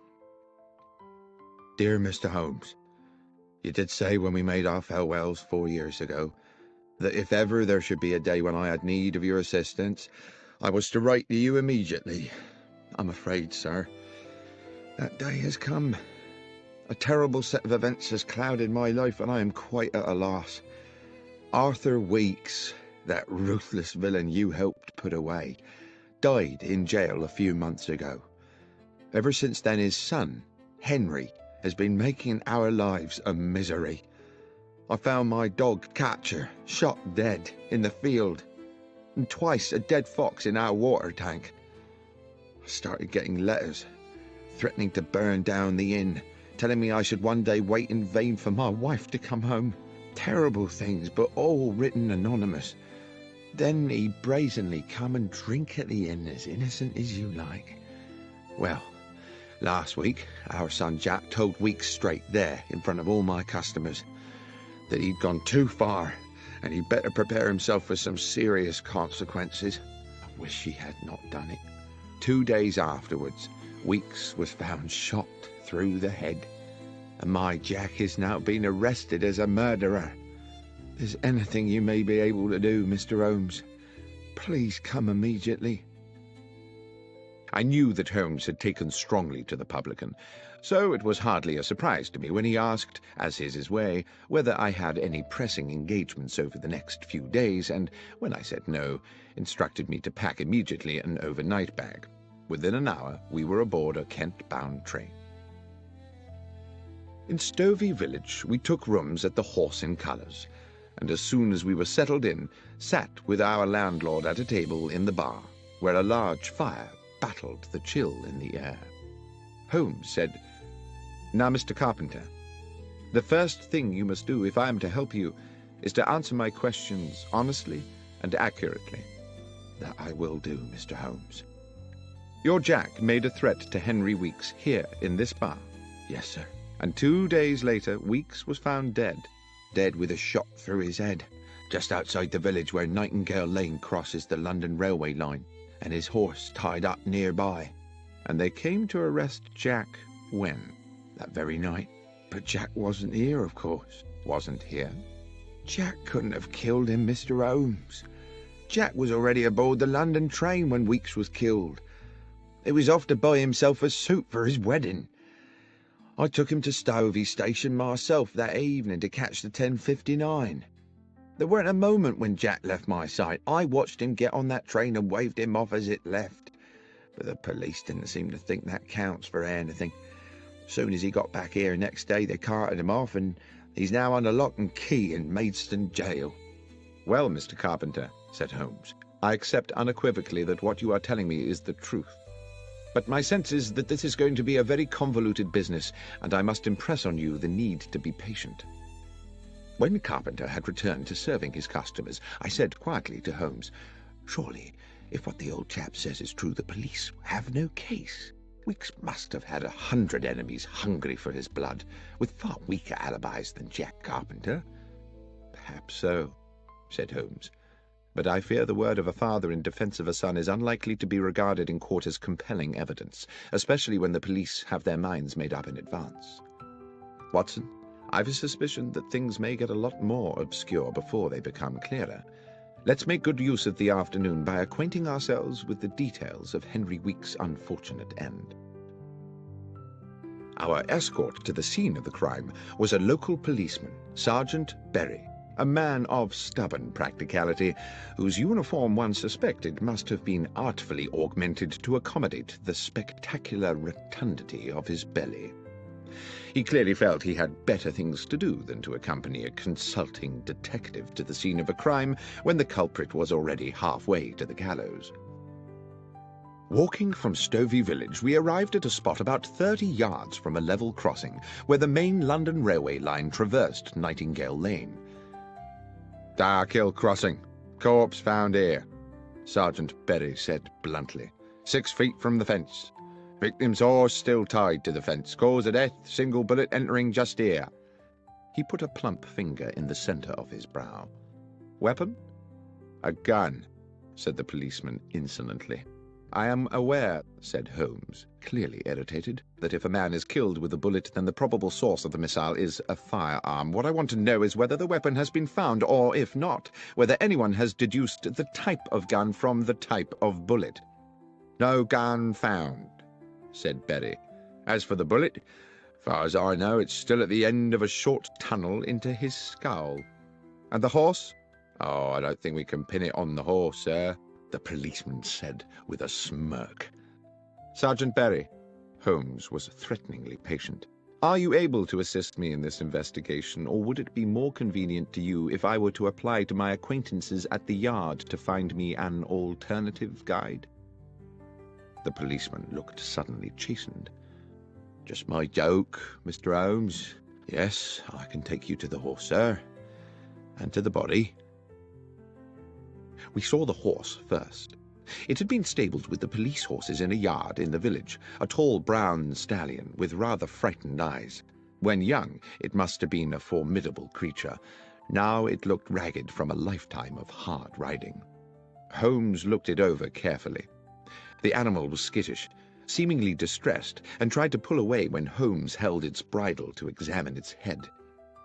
I watched rather nervously as my friend entered the stable bay and walked round the animal, which threatened to jostle him against the walls. Then, when he reached the front of the creature again, Holmes said, "There's a mark here. A sharp wound, can you see?" On the right foreleg, just above the fetlock joint, was a slender but quite noticeable lesion, apparently caused fairly recently. Holmes turned to Berry again. "Was this mark here when the horse was found?" "I believe so." Good. Well, since we seem to be in the business of investigating wounds today, you'd better show us the way to the morgue. Incidentally, Sergeant, how well do you know the accused man? Fairly well, replied the policeman. Do you know whether he has friends, acquaintances perhaps, of some intimacy? Well, not really that I know of, sir. He was always at his father's public house, and they were ever a close lot. Sergeant Berry stopped. He became instantly animated and businesslike. A gleam came into his eyes, and he said, "Look, there's the mortuary, Mr. Holmes, just after the church. I'll leave you to it, if I may. Just thought of something rather urgent I've got to do." And very briskly, almost running, he disappeared back towards the village. "Strange," I said to Holmes. "What do you think that was about?" "I think," said Holmes, "that I've put an idea into his head. I only hope it doesn't complicate matters." It transpired that a post-mortem on the dead man had been commissioned, but that the police pathologist had only arrived from London that morning, possibly on the same train as Holmes and myself. I knew Professor Yardley a little through my connection with St. Mary's Hospital in Paddington, and he was quite amenable to my assisting him with the matter in hand. He was a conscientious practitioner, and while the cause of death seemed evident, he thoroughly inspected the externalities of the corpse before opening it. The head wound was a clean, almost star-shaped hole, glutted with dried blood. There was no wound on the back of the head, and it was apparent that the bullet had not exited the body. "Notwithstanding that there was no weapon at the scene," Holmes said, "suicide seems out of the question, wouldn't you say? There are no powder burns to the skin, and, besides, the wound is probably too small for a close shot. I'd say the missile came from some distance." The bullet had, it turned out, penetrated the brow and lodged deep in the parietal lobe of the brain. But, as Holmes had suggested, the hole in the skull was small, and there was not the dramatic shattering of bone one might have expected from a close shot. Suicide, Professor Yardley concurred, was not a possibility. "We are certainly looking for a murderer, then," I commented to Holmes as we wandered back towards Stovey. "Well, somebody killed Henry Weeks for certain, Watson. But I have to confess that at this moment I have no idea who it was. You don't think we might be wrong about Jack Carpenter after all?" "I do hope not, Watson. It would be an appalling tragedy. But then I suppose for one poor soul or another, murder always is." I had hoped that our next port of call would be the Horse in Colours, for an icy wind had blown up and I was ready for a glass of beer and the comfort of the inn's blazing logs. But Holmes walked us straight to Stovey Station, where, he said, we must make an important call. I steeled myself against the increasing cold as the last light faded from the sky. The station master at Stovey was Milton Fraser, a man dressed to give the impression of order and precision, his cap fitting perfectly the balding sphere of a small, neat head, and a fine silver pocket-watch peeping from his waistcoat pocket. Holmes, whose own knowledge of the country's railways is second to none, won his confidence easily. "I wish to ask you, Mr. Fraser," he said, "about yesterday evening.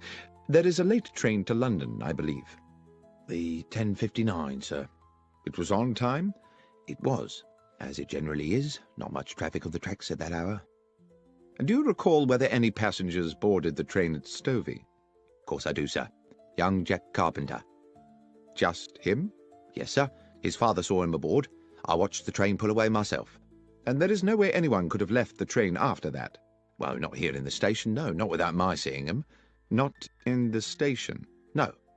"I suppose it might be possible for someone to alight at the crossing." "The level crossing?" "Yes, sir. The 10:59 always stops at Darkhill Crossing for a few minutes. Safety precaution, sir.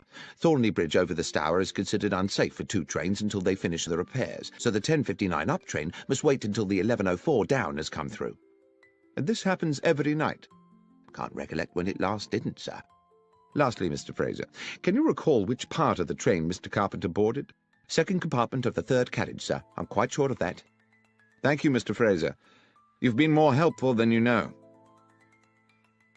"I suppose we now have to consider," I said to my companion back at the Horse in Colours, as I stared into the flames of the fire, "that Jack Carpenter shot Henry Weeks from the stationary train."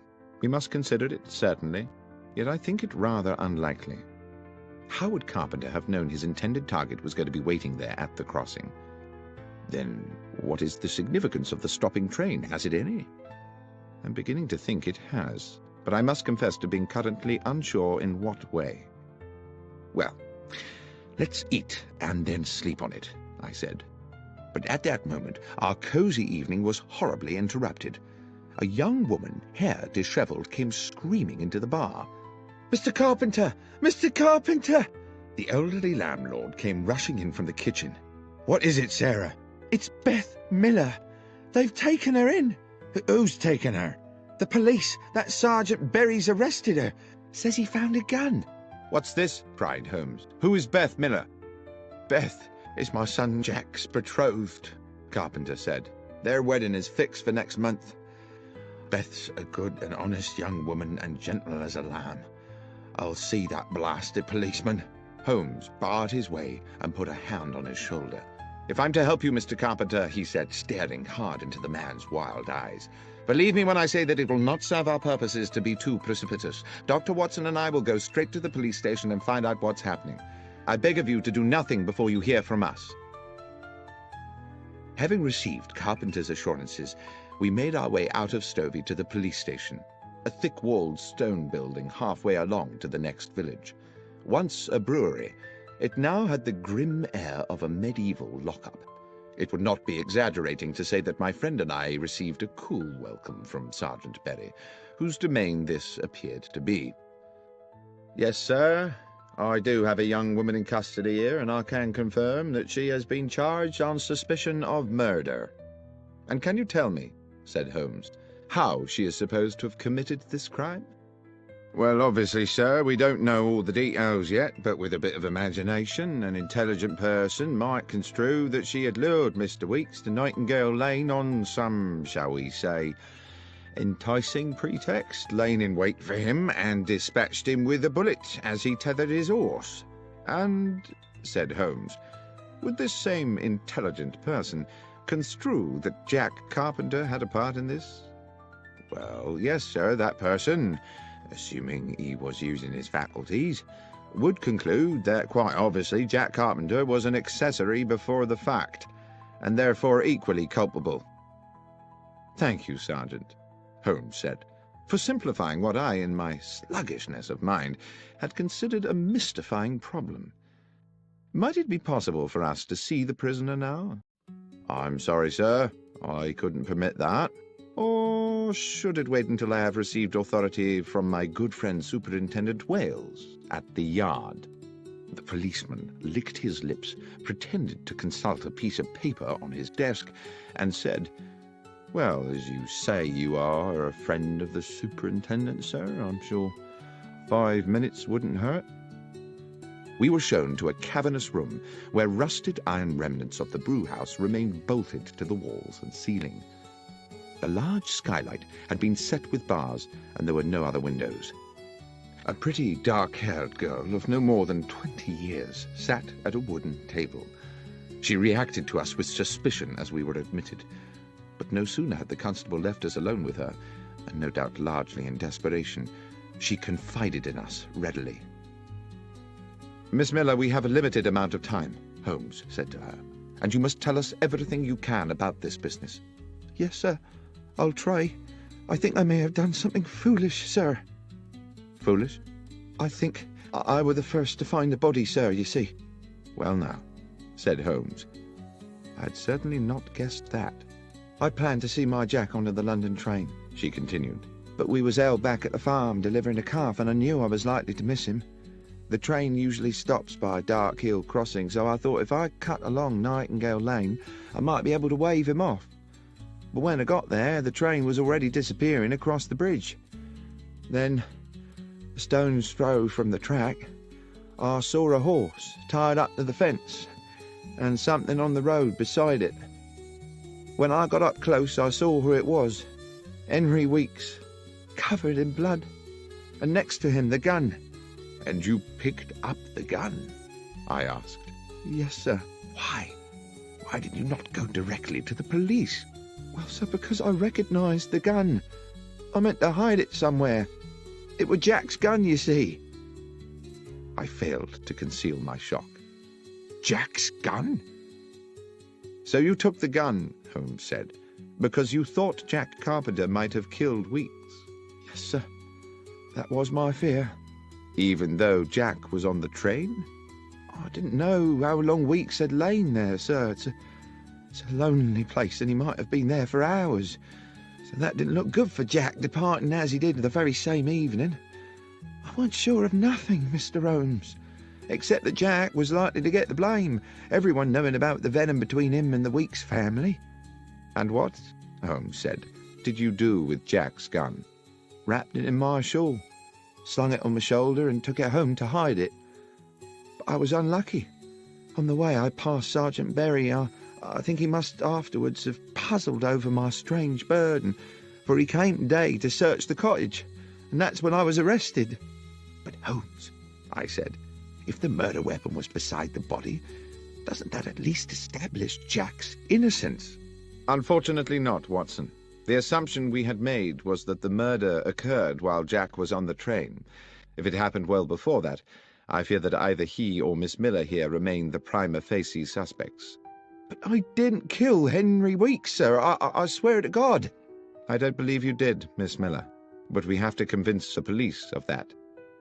Be hopeful. But as we walked back along the lane that evening towards Stovey and the horse in colours, Holmes seemed somewhat less certain. I have little to go on at this moment except instinct, Watson.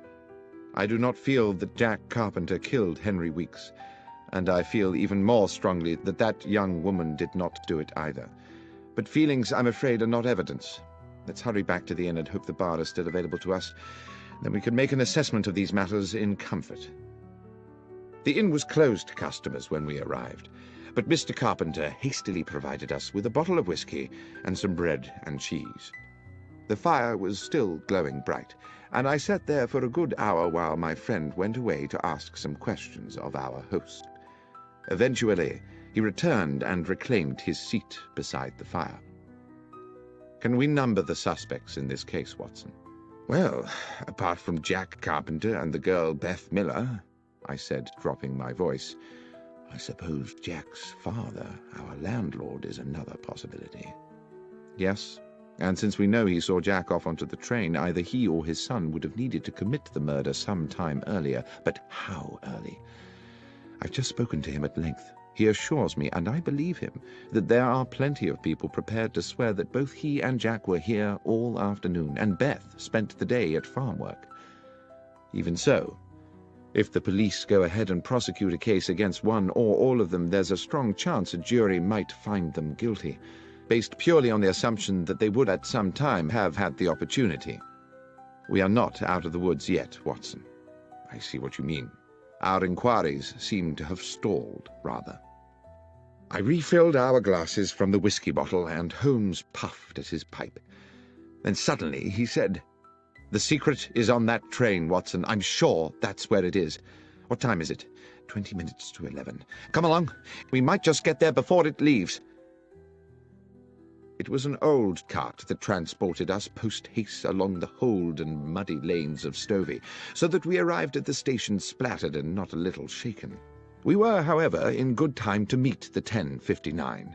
Unfortunately for us, the station master, Mr. Milton Fraser, was again on duty.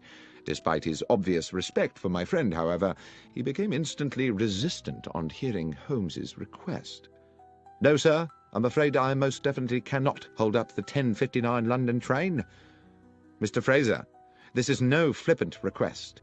An innocent young woman will spend tonight locked in a dungeon, as will her fiancé, unless I am able to complete certain essential inquiries. I ask only for 10 minutes. Mr. Holmes, my reputation may be a small thing by the world's standards, but it is very important to me. 10 minutes is a long time to delay a train. But if I can guarantee you that this will not affect your reputation, can you really do that, sir?" "Mr. Fraser, you have my word on it." A long, thoughtful pause. Then, "Very well, Mr. Holmes. I'll do as you ask." When 2 minutes later the great black locomotive hauled its clanking carriages into the station, Mr. Milton Fraser went straight to the footplate and had words with the engineer. A wave to Holmes and myself, who were some way along the platform, told us all was clear, and we boarded the train. Holmes went directly to the second compartment of the third carriage, which contained just one late passenger, an elderly gentleman sitting beside what I saw immediately to be the medical bag of a general practitioner. "If I may interrupt your peace and quiet, sir," Holmes said, and having outlined his reasons, asked, "Were you aboard this train last night?" "I was," said the older man. "I take this train pretty well every night. I'm a medical man with a practice in Newbury and a home in London." "Were you in this same compartment last night?" The elderly physician laughed. "Creature of habit, sir. Same compartment every night." "And do you recollect the young man who, I believe, got onto the train at this station yesterday?" "I do, as a matter of fact. He sat there, right opposite me by the window. Pleasant young man." "Good. Now, sir, the train stopped at Dark Hill Crossing a little way up the line. Do you recall anything unusual about that?" "Oh, it stops there pretty well every night, but, well, I do remember something, as a matter of fact. The train whistled, as it usually does, to see if the down train is close enough to respond. At just that moment, I remarked a small flash of light outside the train, like the sun reflecting off brass." "And the young man," said Holmes. "What was his response?" "He seemed as puzzled as I was. He said he knew the area and couldn't imagine what it could be." "Thank you, Doctor," said Holmes. He led me briskly from the train. "We have just 3 of our 10 minutes left before the train leaves, Watson, but I think it might just be enough." Mr. Fraser was waiting for us on the platform. "All done, sir?" "One final request, Mr. Fraser. Are these the same carriages and in the same order as made up the train last night?" "Yes, sir. That doesn't change much." "Then I'll need to get onto the line to check the other side of the train." "I don't know, Mr. Holmes. The down train is due. You'll be at too much risk." "I shall be quick." And without further discussion, he re-entered the train, crossed the compartment, opened the further door, and dropped onto the down line beyond. At almost precisely that moment, we heard a whistle, and Fraser said, "By golly, Dr. Watson, that's the down train crossing the bridge." I waited for a half-minute, but when I heard the rumble of the approaching train, I could restrain myself no longer. "Holmes!" I called. "Get a move on, for God's sake!" But the last words of my sentence were drowned by the roar of a locomotive thundering into the station and hissing to a halt next to the 10:59. I'm not sure what I thought had happened. I could see that Holmes had not regained the empty compartment for a terrible moment. I hovered in a cloud of anxiety. Then his head appeared, between the bottom of the train and the platform edge. He had ducked under the stationary train to avoid the incoming express. "Holmes, are you all right?" "More than all right, Watson," he said as he clambered back onto the platform. "Especially as I believe I can now name our murderer." He turned to the rather shaken station master. "The train may leave, Mr. Fraser, but there are conditions. I see there are no facilities for uncoupling a carriage here in Stovey." "Correct, sir. There are no sidings here." "Then I must ask you to travel to London with the train, and to ensure on arrival that the carriage in which the physician gentleman is travelling is impounded at Paddington." "Good Lord, Mr. Holmes, is the doctor a suspect?" "No, Mr. Fraser, but one might say the carriage is." Despite his misgivings, the station-master was heroically compliant, and directly he had arranged for a message to be sent to his own family, he boarded the 10:59, which had now, for one night only, become the 11:25, and the train pulled out of the station on its way to London. "Well, Holmes, I probably don't need to tell you," I said, "that I am completely baffled." "You can be forgiven for that, Watson. It has been a puzzling business. But you do intend to explain to me how a train carriage could be a suspect in a murder case. I will explain everything when we get back to the Horse and Colours. But first I must ensure that Beth Miller is released from that appalling prison and spends tonight in her own bed. It was long past midnight when we sat again in the comfort of the inn. Though I had not been present when Holmes had put his theory before Sergeant Berry at the makeshift jail, he had clearly made a convincing argument, because Beth Miller had been immediately released and sat with us now at the rough-hewn table where Samuel Carpenter, bubbling with the turn in fortune, was proving very liberal with his best ale. So, who was it, Mr. Holmes? Who was the murderer? Well, that's not as simple a question to answer as you might think, said Holmes. The simple answer is that Henry Weeks was the murderer. Do you mean it was suicide? I said.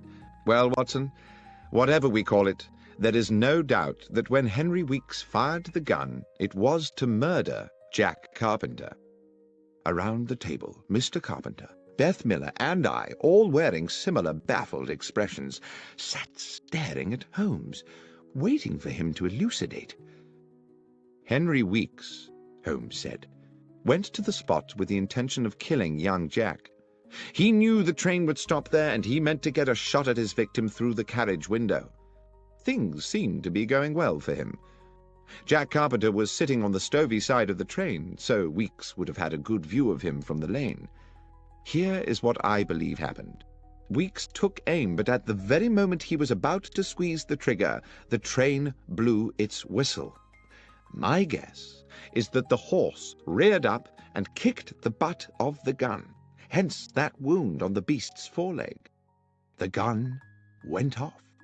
Ah, said I, that flash of light the physician on the train mentioned. Precisely. The sound of the shot was probably drowned by the noise of the train. The gun barrel now tilted down, its aim sent low. The bullet hit the wheel bogie of the carriage. The mark on the metalwork is what I was so keen to check this evening, and ricocheted back to strike Henry Weeks. So the train wheel was the killer, I said. As I say, one could impute the train or the bullet or even the horse as accessories, for all were material in the death. But the fact of the matter is that Henry Weeks, in a rather elegant example of poetic justice, inadvertently murdered himself. Holmes and I took the first train back to London the following morning, passing on our way out of Stovey Station the sight of Weeks's lonely death. What put you onto it, Holmes? I asked. I suppose you could say, Watson, that human goodness put me onto it.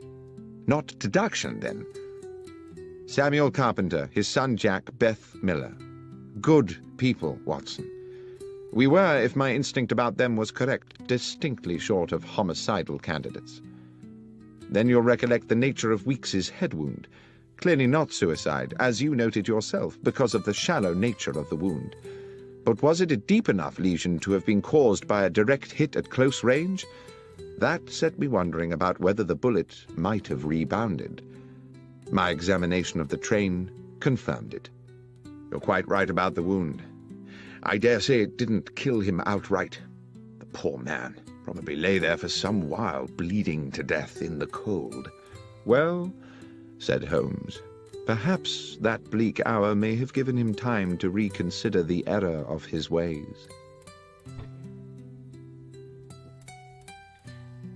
Sherlock Holmes, The Rediscovered Railway Mysteries and Other Stories, was written by John Taylor and read by Benedict Cumberbatch.